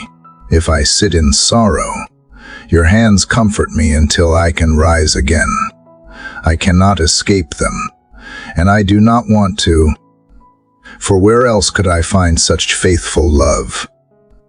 Father, I also ask that your hands not only hold me but shape me. Shape my heart to reflect yours. Shape my desires to align with your will. Shape my character to endure with grace. Shape my life into a testimony of what it means to be cared for by you. Let the imprint of your hands be visible in the way I love others, in the way I serve, in the way I forgive, in the way I live, If I am truly held, then let my life reflect that safety, that steadiness, that compassion. I cannot always stop the storms around me. I cannot always avoid the trials ahead. But I can rest knowing that in all of it, I am not drifting alone. I am not dangling over despair. I am not one misstep away from ruin. I am held by hands that do not grow tired, by hands scared with love, by hands that chose to carry the weight of the cross, so that I would never be left unprotected. Those hands are enough for me. So today, I release my grip on control. I release my clenched fists of fear. I release my restless attempts to hold everything together on my own. And I place myself fully into your hands again, strong enough to defend me, gentle enough to comfort me, faithful enough to never let me go. With that assurance, I can face this day not with dread, but with quiet courage. For no matter what happens, I am held, and being held by you is the safest place I could ever be, Lord. When I remember that your hands are holding me, I begin to sense a new invitation rising in my heart. You are not only asking me to rest in your strength, but to wait with confidence, to stand still long enough to see what you will do. This is not easy for me. My first instinct is to move, to fix, to push forward, to make things happen in my own way. Waiting feels like doing nothing, and standing still feels like weakness. But you remind me that stillness is not surrender fear. To fear it is surrender to you. It is the posture of trust that believes you are working, even when I cannot see it yet. Father, I confess how quickly I run ahead of you. I try to solve problems before I have even prayed about them. I try to force outcomes instead of waiting for direction. I grow impatient with silence, convinced it means you have forgotten me. But every time I take matters into my own hands, I end up wary, anxious, and unsure. You never asked me to carry the future. You only asked me to trust you with it, to stand, to wait, to look and to see. There is a kind of courage in waiting that I am still learning. It takes strength to stay when everything in me wants to flee. It takes faith to remain steady when I cannot predict what comes next. It takes humility to admit I do not have all the answers, and to believe you are still good in the absence of clarity. And so I ask you now, Lord, to shape my heart into one that can wait well, not passively, not with bitterness, but with hope that leans into your promises. God, when you tell me to stand, I know it is not to punish me with delay, but to protect me from unnecessary harm. Sometimes you ask me to pause because you see dangers ahead that I cannot. Sometimes you ask me to wait because you are preparing something I am not yet ready to carry. Sometimes you slow my steps because you are aligning people, places, and timing in ways I could never orchestrate on my own. Help me to believe that your pauses are purposeful, not careless. They are filled with intention, not neglect. Teach me to see waiting as holy ground.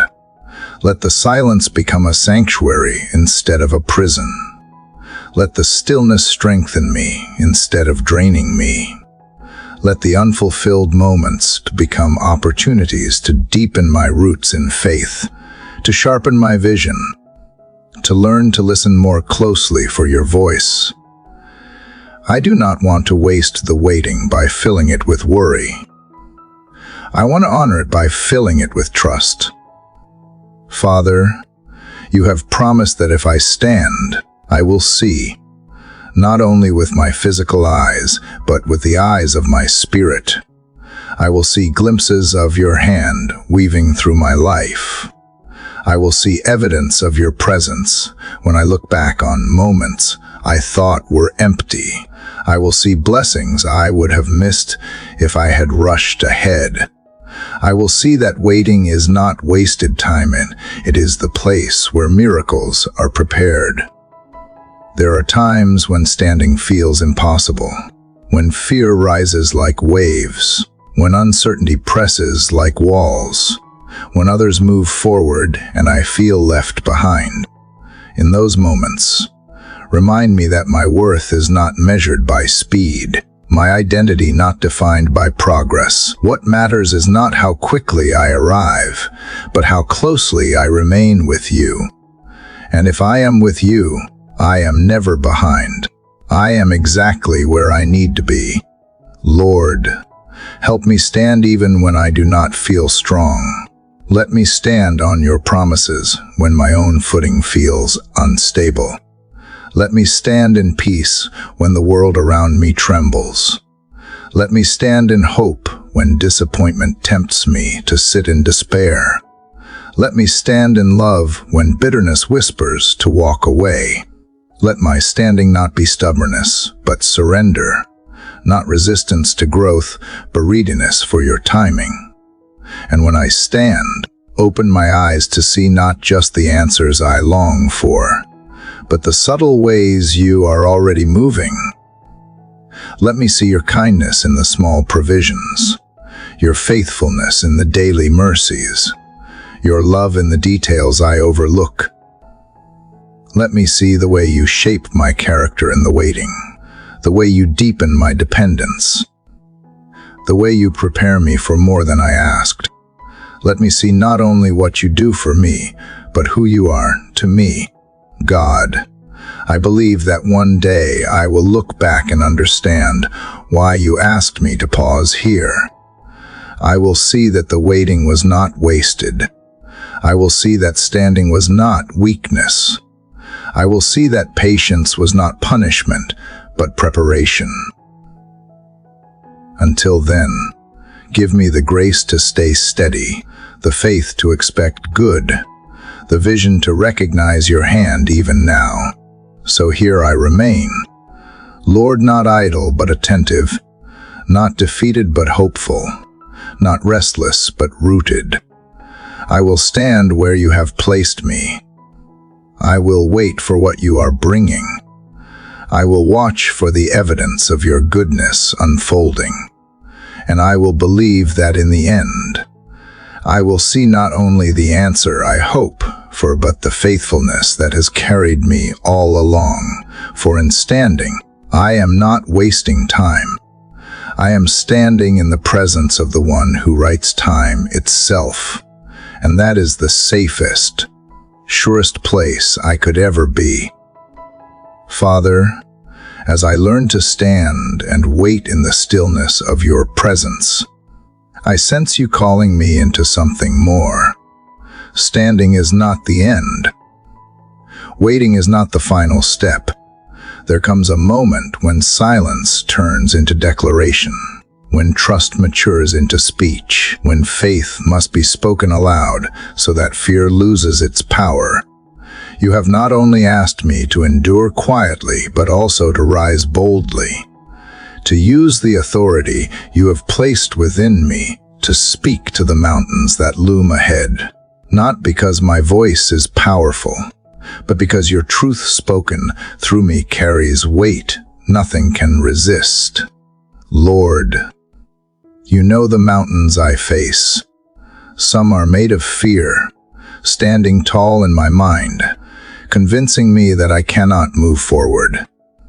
Some are made of doubt, blocking the view of the promises you have spoken over my life. Some are made of circumstances that feel immovable, needs that seem too great, obstacles that feel too strong. burdens that appear too heavy. I confess how often I have stood before these mountains in silence, shrinking back in defeat. But now you remind me that faith is not only quiet endurance, it is also a voice that refuses to agree with despair. God, teach me to speak with confidence, not in arrogance, but in alignment with your will, to declare what you have promised even before I see it fulfilled, to say that the mountain will move not because I command it by my own strength, but because I belong to the one who has authority over all things. Let my words become instruments of hope, rooted in truth and carried by belief that you are faithful. Let them silence lies and make space for miracles. I remember how Jesus said that if faith as small as a mustard seed can speak to a mountain and command it to move, then nothing will be impossible. That means I do not need a mountain-sized faith to begin. I need only a seed, spoken in trust, planted in hope, watered by persistence. My words may tremble, my voice may falter, but if they are grounded in your truth, they carry more weight than the tallest obstacle before me. Father, help me to see that the mountains are not stronger than you. They may block my view, but they cannot block your presence. They may intimidate me, but they cannot intimidate the one who holds the universe. They may appear immovable, but they cannot withstand the power of faith anchored in you. Remind me that when I speak, I am not speaking to empty air. I am speaking into a reality already shaped by your promises. My voice becomes an echo of your word, and your word does not return void. Lord, let me not waste my words on fear, anger, or despair. Let my speech be filled with life. Let me declare peace over chaos, healing over sickness, provision over lack, reconciliation over division, courage over fear. Let me call forth what is unseen, not because I am wishing, but because I am aligning myself with what you are already doing. Teach me to speak with persistence, to keep declaring even when the mountain does not move at once, trusting that each word of faith chips away at its foundation until it finally crumbles. I know there will be days when the mountain feels taller than ever, when the silence after my prayer tempts me to stop speaking. But on those days, remind me that persistence is itself an act of victory, that every declaration is a seed, that faith grows stronger in repetition, that even when the mountain still stands, it shakes under the weight of words spoken in trust. Remind me that my role is not to measure the progress, but to remain faithful in speaking, believing that the one who promised is also the one who fulfills. Father, I also know that sometimes the mountain does not move in the way I expect. Sometimes you do not remove it, but you give me the strength to climb it. Sometimes you do not flatten it, but you open a path through it. Sometimes you do not shift it instantly, but you change me so that what once terrified me no longer holds the same power. Help me not to lose heart when your answer looks different from what I imagined. Help me to see that whether the mountain moves or I am moved, it is still your power at work. And as I speak to my own mountains, remind me to speak on behalf of others too, to declare hope for the weary, freedom for the bound, courage for the fearful. Let my voice not be used only for my battles, but also as an instrument of encouragement for those who have grown silent before their own mountains. Let me speak life into their valleys. Remind them that they are not powerless, and point them toward the same God who invites us all to believe. So here I stand, Lord, no longer silent before the mountains that rise against me. I will not agree with despair. I will not bow to fear. I will not let impossibility define my story. I will speak, even if my words are few, even if my voice shakes, even if my faith feels small. For I know that what matters is not the size of my faith, but the greatness of the one in whom I place it. And with you, mountains are never permanent. They are opportunities to see your glory, to witness your power, to declare once again that nothing is impossible when you are near. Father, after speaking with courage to the mountains that stood before me, I feel you leading me into another kind of strength.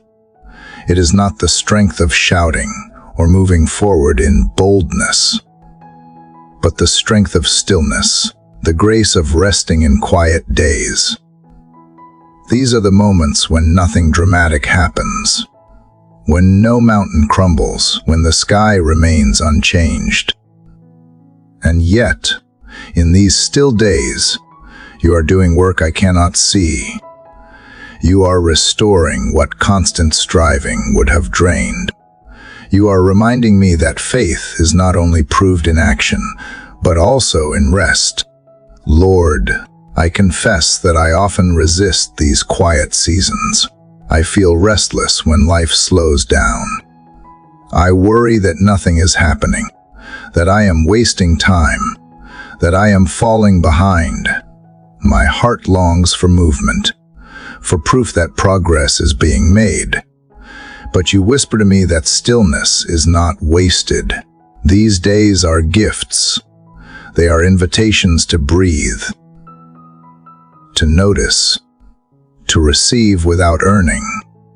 They are places where I learn to trust that you are at work even when I cannot measure it. In these still days, you teach me the rhythm of grace, that my worth is not tied to constant productivity, that I am not defined by how much I accomplish, that being with you matters more than doing for you. These lessons are harder for me to learn than great acts of faith, because they require me to release control, to surrender the need to prove myself, to believe that you love me simply because I am yours. God, let me not despise the quiet. Let me not rush through it as though it were only an interruption between greater things. Help me to see that the greater things often grow in silence. Roots deepen in the soil long before branches bear fruit. Healing settles into bones long before strength is visible. Peace anchors itself in the soul long before circumstances shift. Still days are not empty, they are sacred. I ask you to help me live them well, to rise each morning without frustration that nothing seems to change, to embrace the simple gifts hidden in the ordinary, the warmth of sunlight, the comfort of a familiar voice, the calm of unhurried prayer, to recognize your presence in the small mercies of each hour, to let gratitude flow freely, not because everything is spectacular, but because everything is held by you. Lord, remind me that even creation itself bears witness to the beauty of still days. The ocean rests between tides. Fields lie quiet before harvest. Even the earth turns slowly, faithfully, without rush. Why should I fear stillness when all of creation is marked by it? Why should I resist when you yourself rested after the work of creation? If you, who hold the universe together, made space for stillness, then surely I can too. Father, on these days when I feel tempted to force progress, teach me patience. On days when I feel overlooked, teach me contentment. On days when silence feels heavy, teach me to listen more deeply. Let me discover that stillness is not absence, but presence in another form. That you are not only in the fire and the wind, but also in the quiet whisper that carries peace. Let me also learn to extend this grace of stillness to others, to not demand constant productivity from those around me, to allow space for rest without guilt, to encourage quiet as much as courage, to recognize that sometimes the most faithful thing a person can do is pause, breathe, and trust. Let my life reflect that balance, so that I do not burden others with expectations I cannot even bear myself. God, I ask you to anchor me in these still days, so that when storms come, I am not easily shaken. Let the rest I receive now become strength I will need later.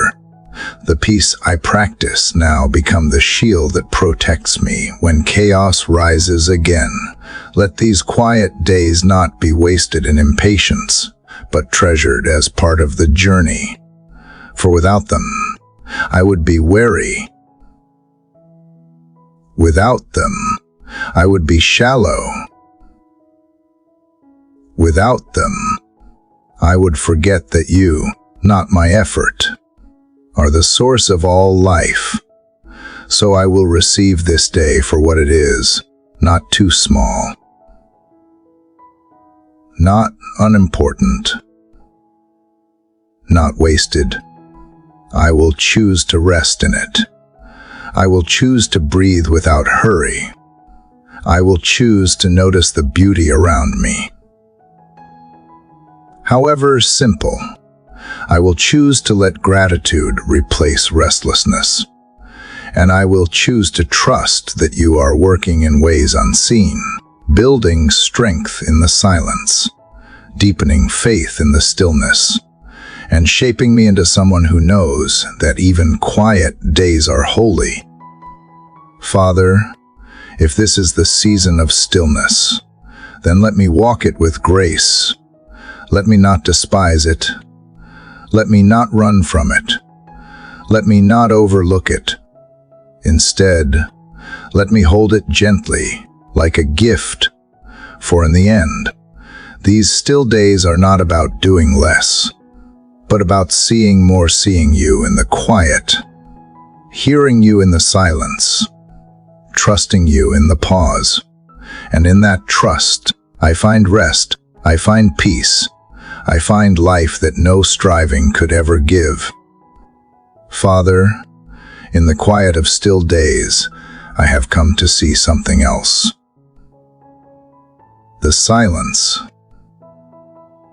the waiting, the slowing down. It is not meant only to rest me, but to prepare me for the miracle of refreshment in places I thought were barren. Just when I begin to believe the desert will stretch forever, you surprise me with streams of living water.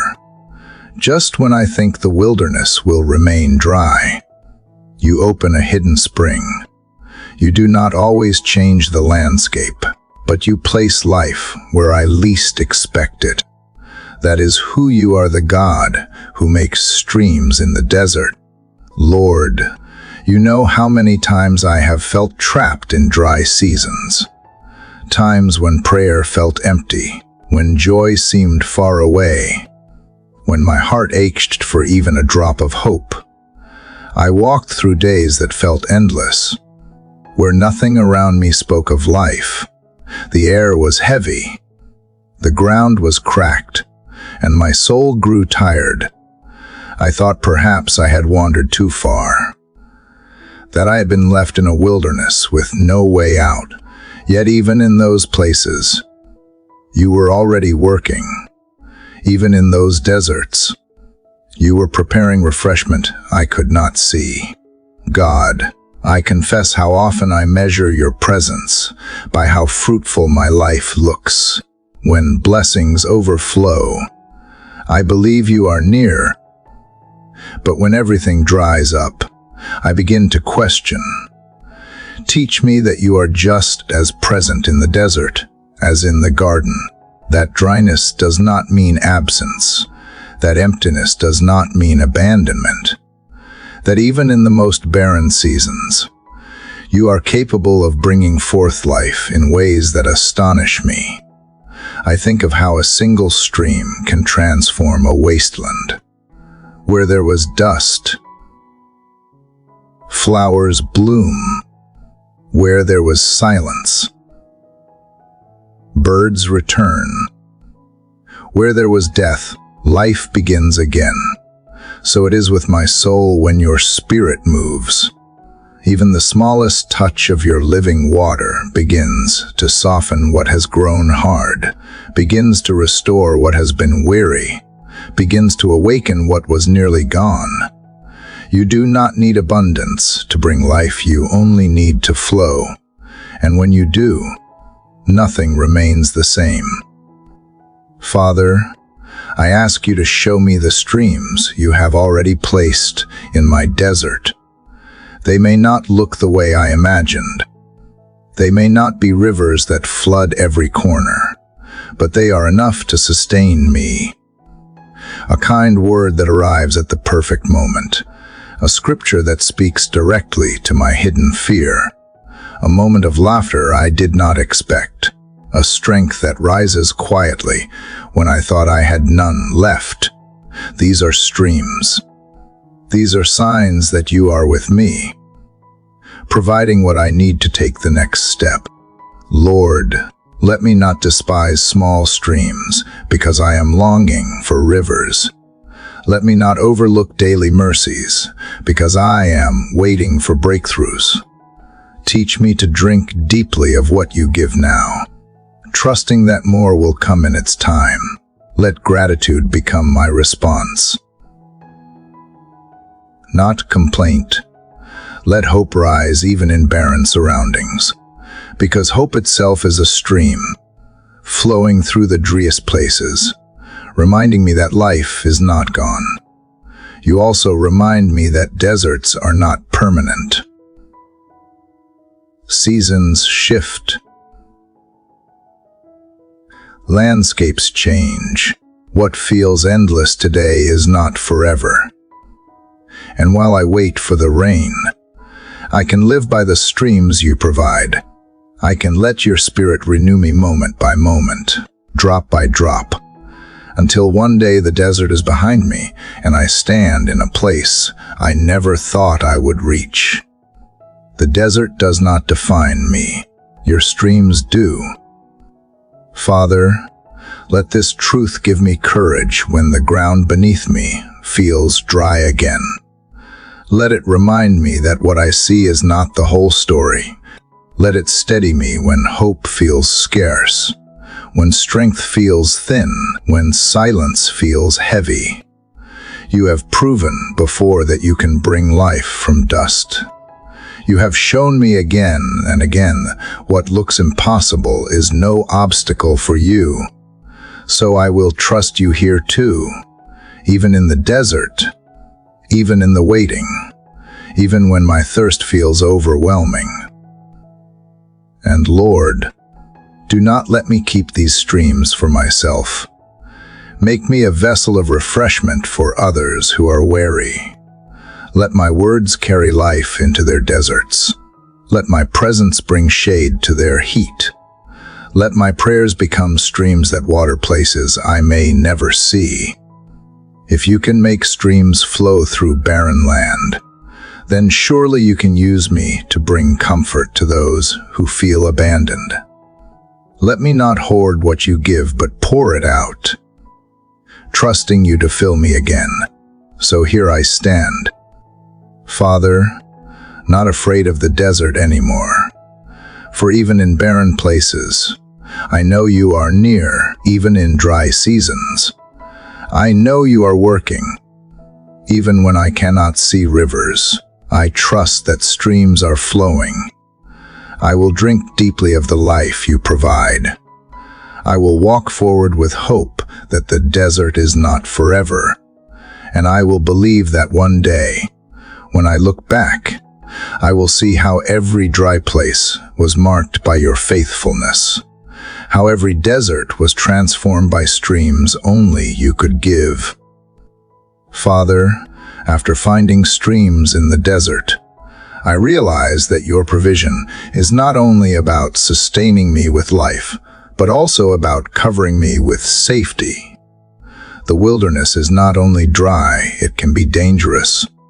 There are threats I can see and many I cannot. There are fears that rise suddenly like storms and enemies that whisper like shadows. Yet in the midst of these uncertainties, you spread a shelter over me.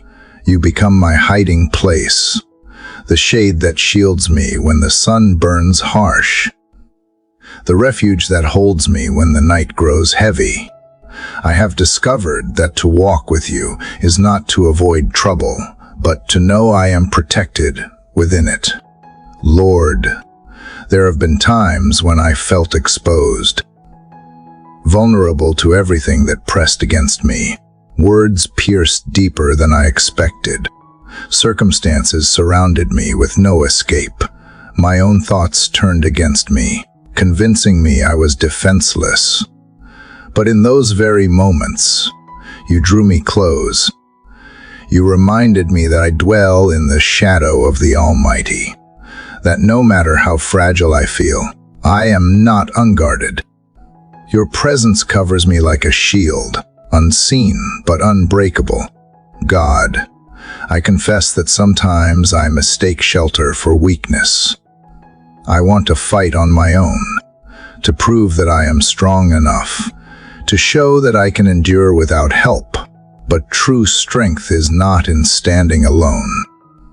True strength is found in knowing when to rest beneath your covering, when to admit that I am small and you are great, when to lean into the safety you provide instead of running into battles unprepared. Shelter is not a sign of fear, it is a gift of love. Father, let me learn to seek that shelter daily, not only in times of crisis, but in every moment when anxiety rises. Let me step under your shadow. When temptation whispers, let me hide in your refuge. When the weight of responsibility presses too hard, let me breathe in the safety of your nearness. I do not want to wait until I am overwhelmed to find cover. I want to dwell there, to live each day in the awareness that I am surrounded by your protection. I think of how a shadow follows wherever the light shines. To dwell in your shadow means that I must stay close to you. It means walking in step with your presence, refusing to wander far, choosing intimacy over distance. When I drift, the shadow feels faint, but when I stay near, I find constant comfort. Teach me to remain close. Father, teach me to abide in the place where your covering never fails. Lord, you know the dangers I cannot see, the accidents avoided, the words withheld, the harm prevented before I even knew it threatened me. You have rescued me from unseen battles, protected me from silent traps, spared me from storms I never realized were forming. How many times have I been saved without even knowing? How many times has your shelter kept me safe while I walked unaware? I will never know the full number, but I will always know the truth that your shadow has covered me more times than I can count. And when harm has come, when pain has reached me, it was never because you abandoned me. Even then, you were still my refuge. Even then, you turned what threatened to destroy into something that refined. Even then, you limited what the enemy could do, reminding me that nothing touches me without passing through your hand first. That knowledge does not erase the pain, but it anchors me in peace. It reminds me that I am never unprotected, even when life feels harsh. Father, let me also become a shelter for others, because I am sheltered in you. Let my presence be a safe place for the weary. Let my words cover instead of wound, protect instead of expose, encourage instead of shame. Let the peace I find in your shadow extend to those around me. Let the compassion I receive from you shape the way I respond to others in their fear. If I am truly covered, then let me live as one who offers covering. I know the world will always carry uncertainty. Threats may rise again, storms may come, shadows may fall. But if I remain under your shelter, I do not have to fear them. I may feel the wind, but I will not be uprooted. I may hear the noise, but I will not be undone. I may face the darkness, but I will not be consumed. For your shadow is not fragile, it is eternal. It does not fade with seasons. It does not weaken with age. It remains as constant as the one who casts it. So here I choose again to rest. Father, to stop fighting battles that are not mine, to stop running from fears that cannot overcome me, to stop doubting whether I am safe. I will dwell in the shelter of your presence. I will find rest in the shadow of your wings. And I will believe that no matter what I face, I am never exposed, never abandoned, never outside the reach of your protection. For in your shadow, I am home. Father, when I rest beneath the shelter of your shadow, I begin to notice that your protection is always accompanied by provision. You are not only the one who guards me from harm, but also the one who feeds my soul in the very places I thought would starve me. The wilderness is not where I expected to find abundance. Yet you prepare a table there, a table set not in comfort, but in challenge, not in plenty, but in desolation, not in familiar fields, but in barren ground. It is a reminder that your goodness is not bound by location. Wherever you are, even the wilderness becomes a place of feasting. Lord, how often I have believed that I must escape the wilderness to be satisfied. I tell myself that once the trial is over, once the season shifts, once the desert ends, then I will be full again. But you remind me that I do not have to wait for tomorrow. Even now, even here, you are providing what I need. Not scraps, not survival rations, but a table spread with care. A table where my soul can eat and my heart can rest. A table that testifies to the truth that lack cannot limit you. God, I confess that I often approach you with hunger, but little trust. I sit at the edges of the table, worried that the food will run out, doubting whether I am welcome, questioning if I belong. But you invite me to sit fully, to lean in, to taste and see that you are good. You do not ration grace. You do not measure out mercy sparingly. You give in abundance, and you give with joy. Your table is not a place of scarcity, but of overflow. Father, let me see this table more clearly in my life. Let me recognize the provision you have already placed before me, the words that nourished me when I was weary, the people who stood beside me when I felt alone, the unexpected strength that carried me through a long day, the quiet peace that settled in the middle of chaos. These are dishes on the table. These are signs that I am not forgotten, that you have not left me to hunger in the wilderness, You are feeding me even when I do not notice. And Lord, I know that your table is not only for me, but also for those who walk beside me. Help me not to hoard what you give. Help me to share the bread of encouragement, the cup of kindness, the plate of hope. Let my life become a servant at your feast, offering to others what I have freely received.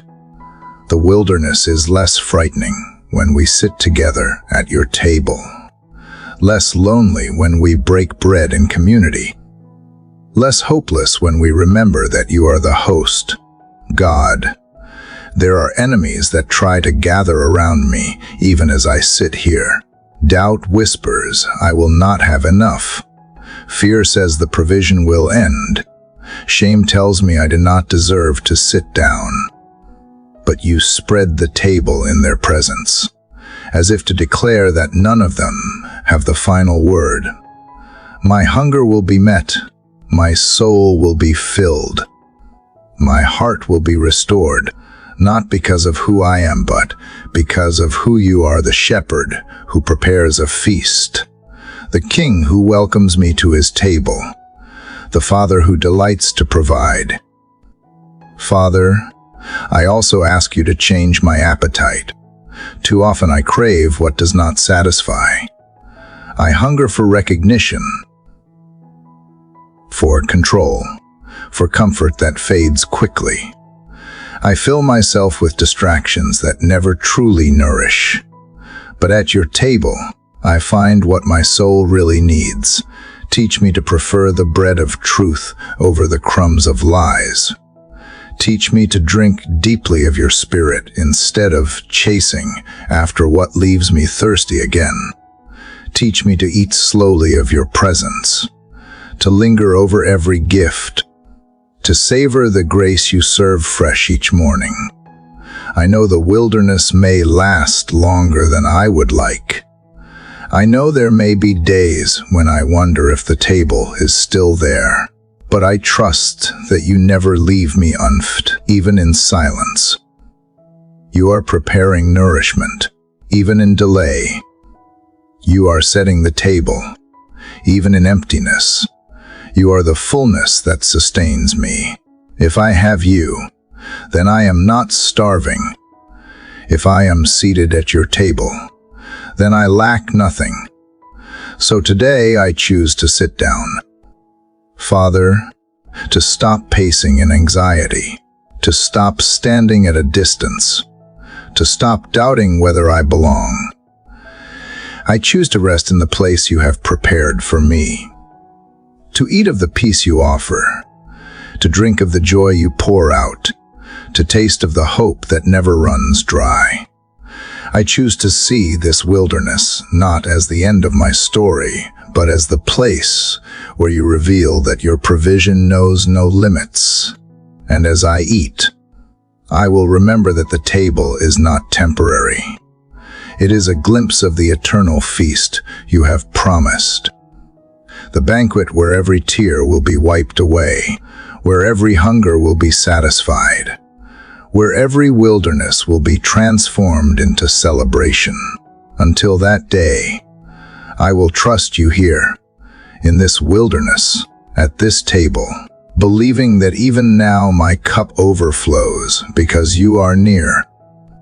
Father, after sitting at the table you prepared in the wilderness, I feel strength returning to me. The hunger that once weakened me has been satisfied. The emptiness that once drained me has been filled. What felt like the end of my endurance has now become a beginning again. You do not only feed me to ease my pain. You feed me to prepare me. The meal is not just comfort, it is fuel. It equips me to rise, to take steps forward, to continue walking even when the road stretches long and uncertain. What I thought was the end has become the place where you give me strength for the journey. Lord, I confess that the road often intimidates me. When I think of how far I still must travel, I feel small. When I consider the burdens I must carry, I feel weak.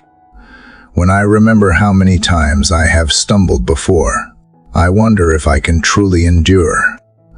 But you remind me that the journey is not about walking in my own power. It is about walking in yours. You have promised that those who wait on you will renew their strength, that they will run and not grow weary, walk and not faint. I cling to that promise now. God, give me strength that is steady, not fleeting, strength that does not depend on circumstances, that does not fade when storms rise, that does not collapse under the weight of difficulty. Give me strength rooted in your spirit, sustained by your word, refreshed daily by your presence.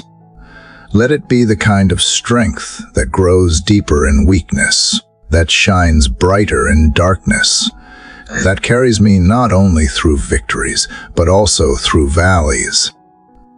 Father, I need strength for more than just endurance. I need strength for obedience. To follow when you lead into unfamiliar places.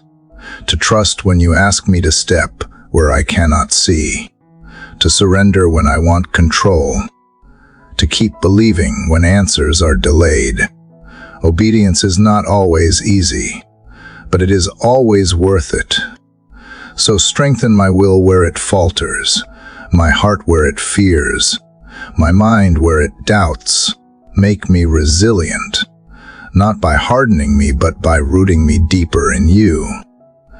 There are days when I feel like I am moving slowly, barely making progress. But you remind me that even small steps are still steps. Even when I crawl, I am not failing, I am moving forward. And every moment of weakness met by your strength is a testimony that the journey is not mine alone. You walk with me. You lift me when I fall. You steady me when I stumble. I am never abandoned on this path, never left to fend for myself. That truth alone gives me courage to continue. Lord, I also ask you to strengthen me not just for myself, but for those I encounter along the way. There are others whose journeys feel heavy, whose steps falter, whose hope grows thin. Let the strength you give me overflow to them. Let me be a voice of encouragement, a reminder that they are not alone, a companion who helps carry their load. Let my endurance become a testimony of your faithfulness, not my own resilience. If my life can help another take one more step, then let me walk with joy. Father, I know there will be stretches of road where the scenery feels barren, where progress feels invisible, where fatigue threatens to overwhelm me again.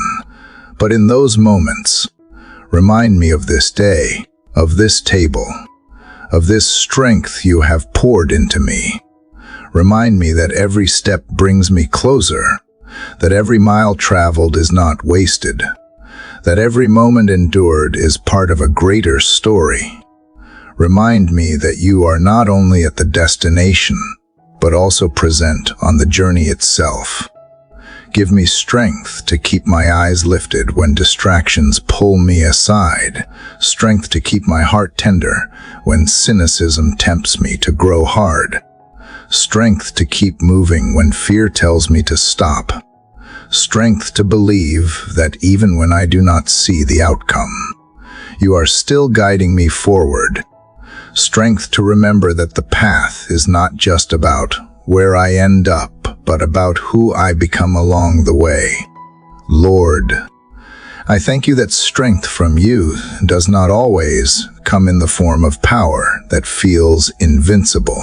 Sometimes it comes as quiet resilience, as the courage to try again, as the patience to keep waiting, as the faith to take one small step. Sometimes strength looks less like running and more like standing firm. Sometimes it looks less like victory and more like perseverance. However it comes, I receive it with gratitude, knowing it is enough for what I need today. So here I am, Father, rising from the table you prepared, ready to continue the journey. I do not know how far the road stretches, but I know I am not walking it alone. I do not know every challenge ahead, but I know I will not face it empty. I will carry with me the strength you have given, renewed each morning, sustained each step, multiplied in every weakness. And with that strength, I will walk, I will endure, I will hope, until the path leads me to the place you have prepared all along. Father, even with renewed strength for the journey, there are seasons when the road feels hidden in shadow. The day does not break as quickly as I hope. The night stretches longer than expected. I look for dawn on the horizon, but it delays. And in those lingering hours of darkness, doubt tries to return. Fear whispers that morning will never come. Weariness tempts me to lie down and give up. But you remind me that even when the night feels endless, I am not alone in it. You are the lamp in the valley, the presence that remains when the sun is gone, the light that has never been extinguished. Lord, I confess how much I dislike the night seasons of my life. The silence feels heavy. The waiting feels unending. My prayers seem to rise but return unanswered. I feel small in the vast quiet, uncertain whether my steps matter. Yet even in this discomfort, you are shaping me. You are teaching me that faith is not proven in daylight alone, but in the dark, when I cannot see, when I must trust what I know of your heart rather than what I see with my eyes. God, in the lingering night, give me endurance to keep walking. Remind me that not all growth is visible, that seeds take root underground before they ever break the surface, that healing often begins in hidden places before it appears outwardly, that your work in me is not delayed just because I cannot measure it. Let me rest in the truth that you are still moving, still speaking, still holding me, even in the silence of night. Father, let me not confuse delay with abandonment. The night is not proof of your absence.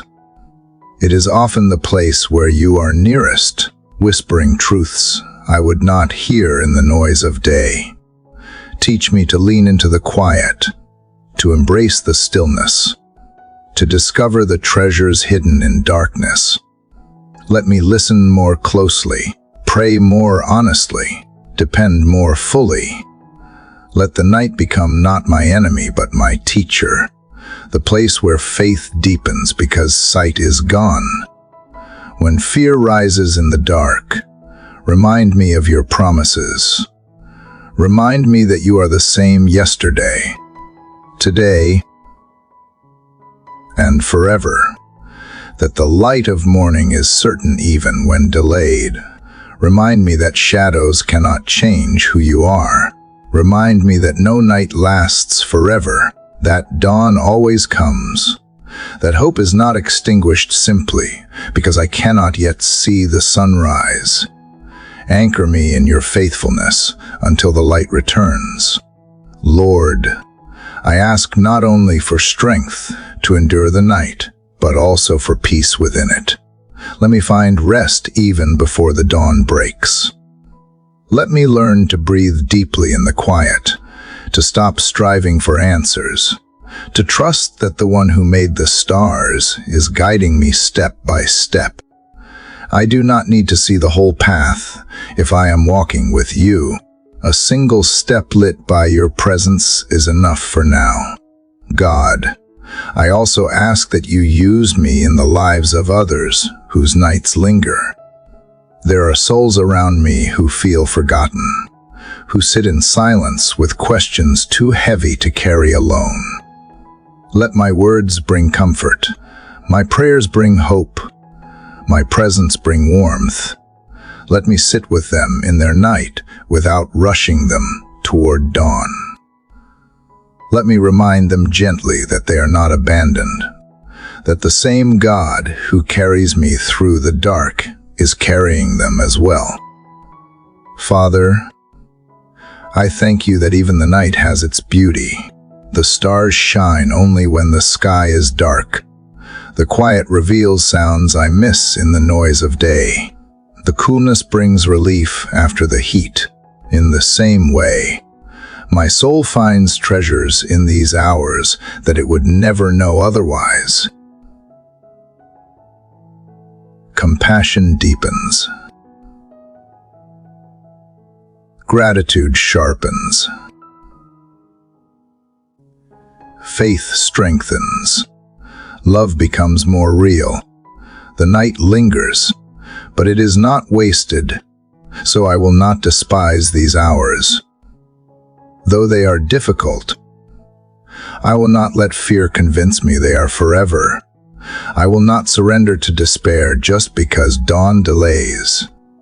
Instead, I will lift my eyes to the one who neither slumbers nor sleeps, who watches over me through every shadow, who guards my steps even in darkness.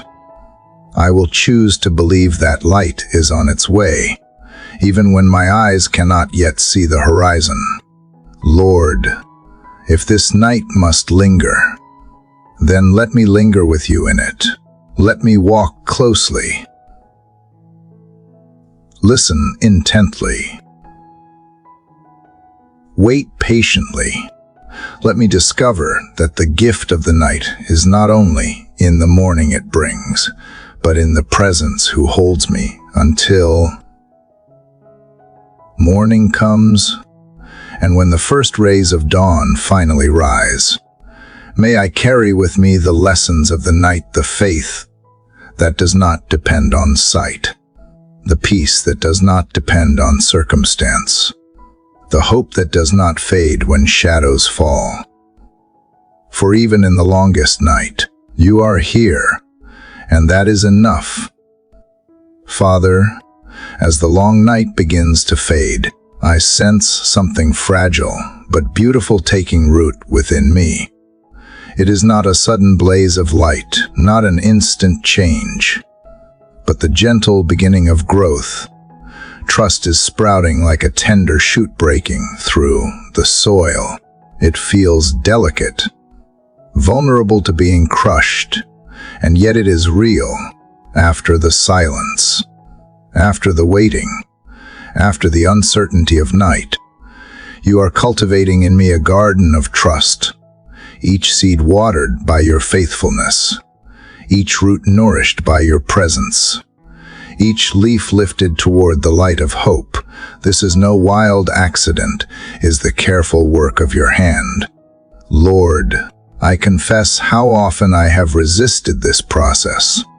I wanted faith to be immediate, unshakable, a fortress that never wavers. But you are teaching me that trust is not built in a moment. It is planted, nurtured, tended. It grows slowly, often unseen.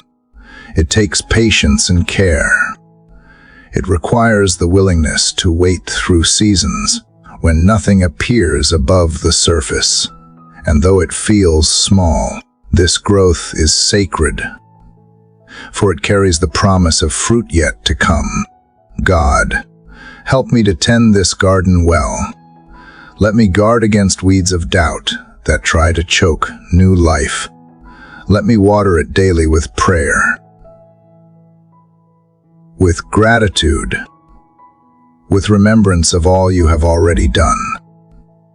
Let me protect it with faith, not letting fear trample fragile sprouts. Let me be patient, knowing that what you plant will flourish in time. Trust is not forced, it is fostered. and you are the master gardener, working gently, faithfully, never in haste, but always with purpose. Father, I see how every trial, every night, every desert, every battle has been preparing this soil. The ground of my heart has been broken, tilled, softened. What once was hard and resistant has become ready for growth. And now, in this tender season, you are planting trust deeper than before, not shallow trust that wilts in heat, but roots that sink into living water, roots that hold fast when storms come. I am learning that trust is not the absence of struggle, is the decision to remain planted when struggle arrives. Lord, let this trust grow in every part of me, in my thoughts, so that I no longer rehearse fear but dwell on truth, in my emotions, so that I no longer swing with every wave but remain steady in your peace, in my choices, so that I no longer act from panic but from faith, in my relationships, so that I no longer cling to control but rest in love. Let trust transform not just how I speak of you, but how I live with you, how I walk daily in quiet confidence that you are near. There will still be days when the garden feels hidden, when growth seems invisible, when doubt tries to convince me nothing is happening. On those days, remind me of your constancy. Remind me that seeds do not grow because of my striving, but because of your design. Remind me that fruit does not appear overnight, but in due season. Teach me to trust not only in outcomes, but in process. Not only in harvest, but in the planting itself. For if you are the one tending this garden, then it cannot fail. God, I ask you to let this garden bless others too. Let the fragrance of peace bring calm to anxious hearts. Let the fruit of patience nourish those who are weary. Let the shade of love give rest to the broken. Let my life become a place where others encounter your goodness, not because of my strength, but because of your work in me. Let every blossom point back to the gardener, the one who brings beauty from broken soil, life from barren ground. Father, I thank you that trust does not depend on me alone. It is not a fragile hope I must protect by myself. It is the steady work of your Spirit within me, reminding me daily that you are faithful, that you are present, that you are enough. My role is not to force growth, but to remain open, to stay rooted, to keep turning toward your light. And as I do, trust deepens naturally, quietly, unshakably. So here I am, Lord, standing in this garden you are planting within me. The soil still carries scars of storms past, but it is fertile now. The shoots may be small, but they are alive. The growth may be slow, but it is certain. I choose to nurture what you are doing. I choose to believe in what I cannot yet see fully. I choose to trust. Even when the night lingers, even when the desert stretches, even when the mountains loom, for you are faithful, and faithfulness is the ground in which this garden will flourish. And when the time comes, when blossoms open and fruit ripens, I will know it was not my effort, but your hand that made it so. I will sit in the shade of what once was only a seed, and I will give thanks for every season that prepared the soil, for every night that deepened the roots, for every drop of grace that watered the growth. For this garden of trust is not mine alone, it is the testimony of your love, alive in me. enduring forever. Father, as trust begins to blossom within me like a tender garden, I find a melody rising that I cannot silence. It is not the song of victory that comes after battles are won, nor the song of relief when burdens disappear. It is a quieter song, a deeper one, the song of surrender, a song that does not wait for everything to be perfect before it begins, a song that rises from a heart that knows it cannot control the seasons, cannot command the outcomes, cannot write the story alone. This song is not heavy with fear, it is light with release. It is the sound of letting go and finding peace in your hands. Lord, you know how tightly I hold on. I cling to plans, to expectations, to people, to outcomes, as if my grip could secure them. I imagine that control equals safety, that my strength can guarantee stability. But again and again, life reminds me that I cannot hold everything together. Things slip through my fingers. Dreams shift. People change. Circumstances unravel. And in that unraveling, I hear you inviting me not to cling harder, but to surrender, not to tighten my grip, but to open my hands, not to fear what I cannot control, but to trust the one who holds all things. God, surrender is not easy for me. It feels like weakness. It feels like giving up. It feels like loss. But you remind me that surrender is not defeat, it is worship. It is not the end, it is the beginning. It is the posture of a heart that finally understands who is God and who is not. It is the recognition that I am not designed to carry everything. It is the relief of handing back what was never mine to control, and as I release it, I discover freedom I could not find in holding on. Father, let this song of surrender rise in me each day. Let it shape my mornings so that I begin not with striving but with release. Let it fill my nights so that I sleep not with worry but with rest. Let it weave through my days so that decisions are not made out of fear but out of faith. Let my life become a melody of trust, a hymn of release, a song that declares with every note, "You are God, and I am yours. I surrender my plans. Lord, the dreams I have carefully drawn, the paths I thought were certain, the timelines I created for myself. Some may align with your will, some may not.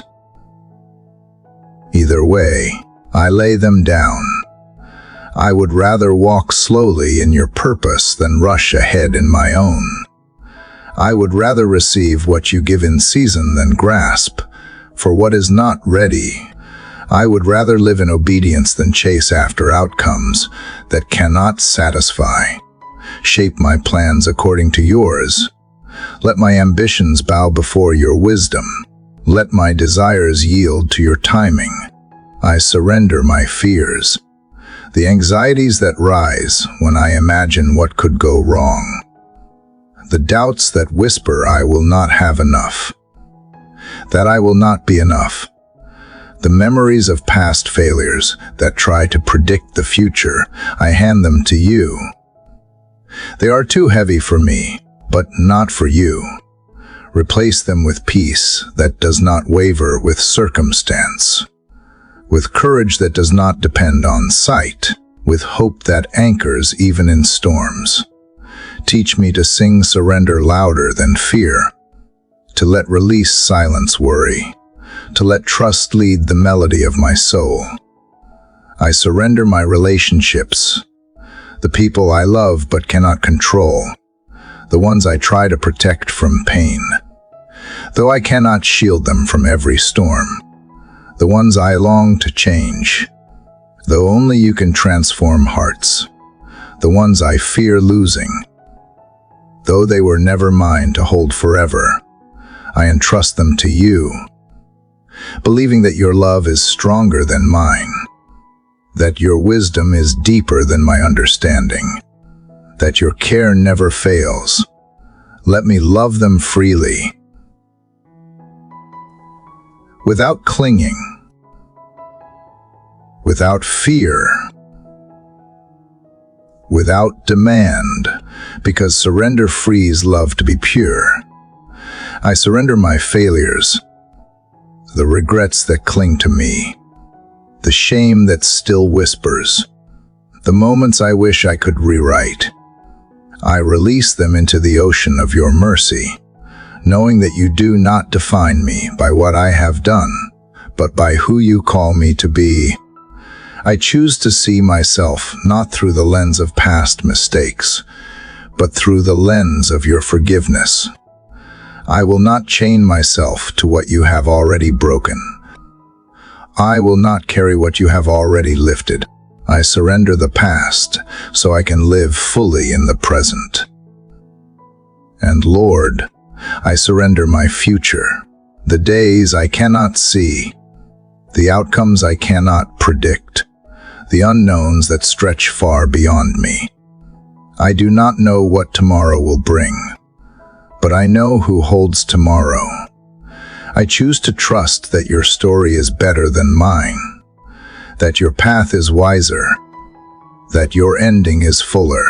I choose to release control so that I can walk freely into the unknown, not with fear, but with faith that you go before me. Father, let my surrender not be a single moment, but a continual song. When I pick back up what I once laid down, remind me to release it again. When I forget and cling too tightly, remind me that freedom is found in letting go. When I resist, remind me gently that surrender is not loss, it is life. It is worship. It is trust made visible. And the more I sing it, the more I find that this song does not end in silence, but in joy. So here I am, God, with open hands and a willing heart. I give you my plans, my fears, my relationships, my failures, my future. I give you what I cannot hold and what I should not try to control. I give you all of me, again and again, every day, every breath.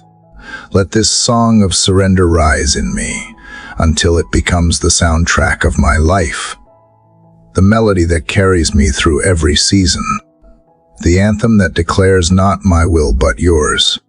For in surrender, I have found peace, and in surrender, I have found you. Father, after walking this long road of prayer, through valleys and deserts, through fire and stillness, through nights that lingered and mornings that returned, I come to this moment with a heart both full and quiet. It has been a journey of confession and courage, of release and renewal, of learning to see your hand in places I once overlooked. Each step has taught me something deeper. Each prayer has shaped me in ways I did not expect. I began with desperation, searching for hope, and now I find myself surrounded by it, not because my circumstances are perfect, but because you are present in them all. What once felt scattered has been gathered.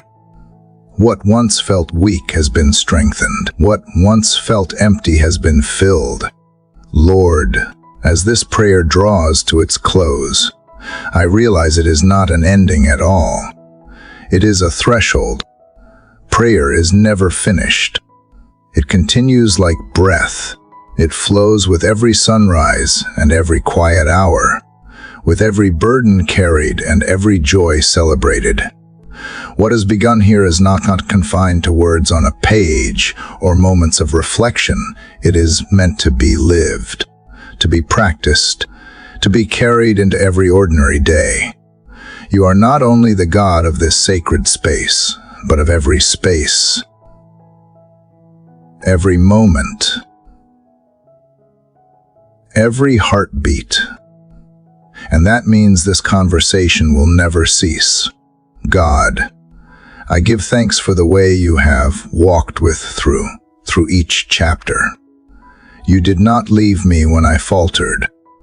You did not turn away when I was broken. You did not grow weary of my weakness. Instead, you met me with mercy again and again. You reminded me that faith is not a straight line, but a journey of returning,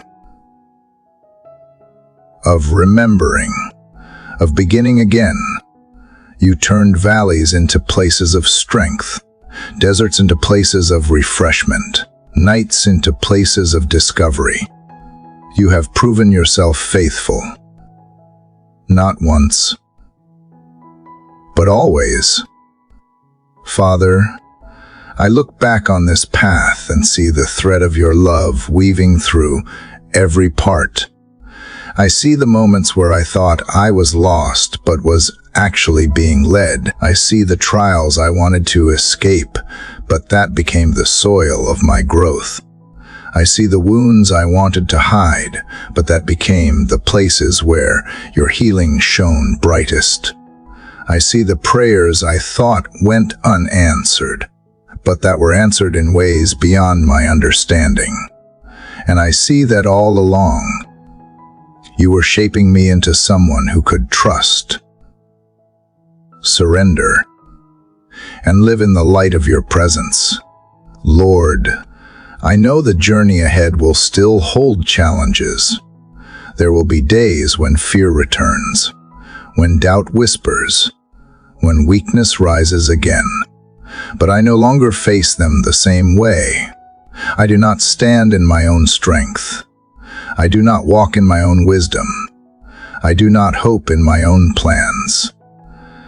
I move forward carried by the truth that you are near, that your spirit is alive within me, that your love is unshakable. Whatever may come, I will not face it alone. And that is enough to keep me walking, step by step, with peace. God, let this prayer not stay within me alone. Let it reach those who are weary, those who are searching, those who feel forgotten. Let every word be a reminder that they are not beyond your reach, not outside your love, not left to wander without hope. Let this journey invite them to begin their own, to open their hearts, to discover that you are as near to them as you have been to me. Let the faith that has grown here be a seed that multiplies in lives I may never see, but that you hold with the same care. Father, I close these words not with finality, but with gratitude. Gratitude for every moment of honesty, every whisper of grace, every breath of renewal.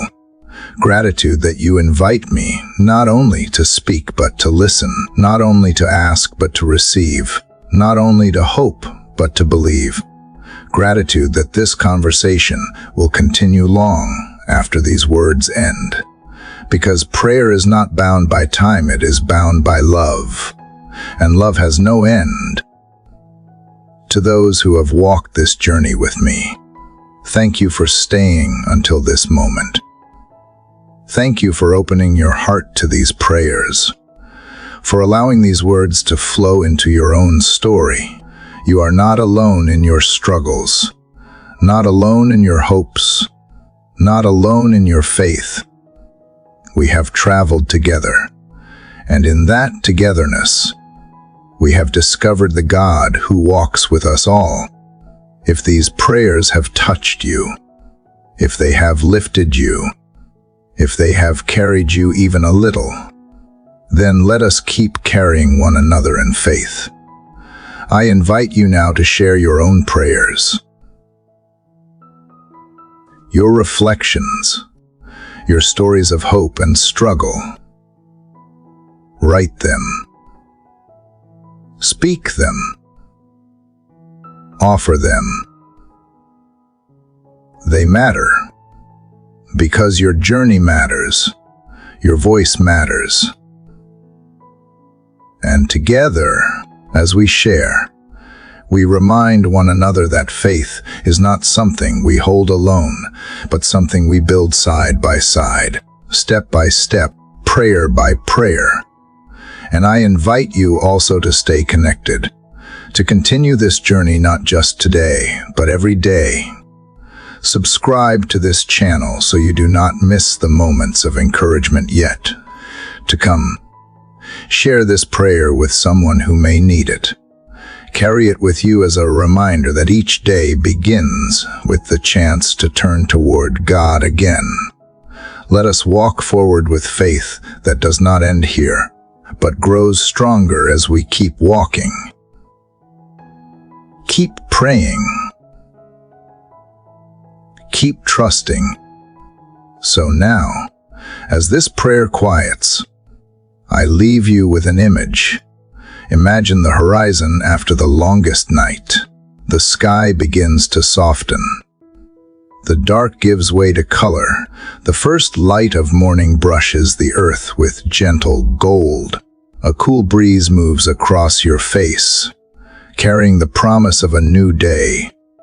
And you realize that this is how God's love always comes, like dawn after night, like wind after silence, like living water in the desert. It never ends. It never fails. It always begins again, as sure as the light at dawn.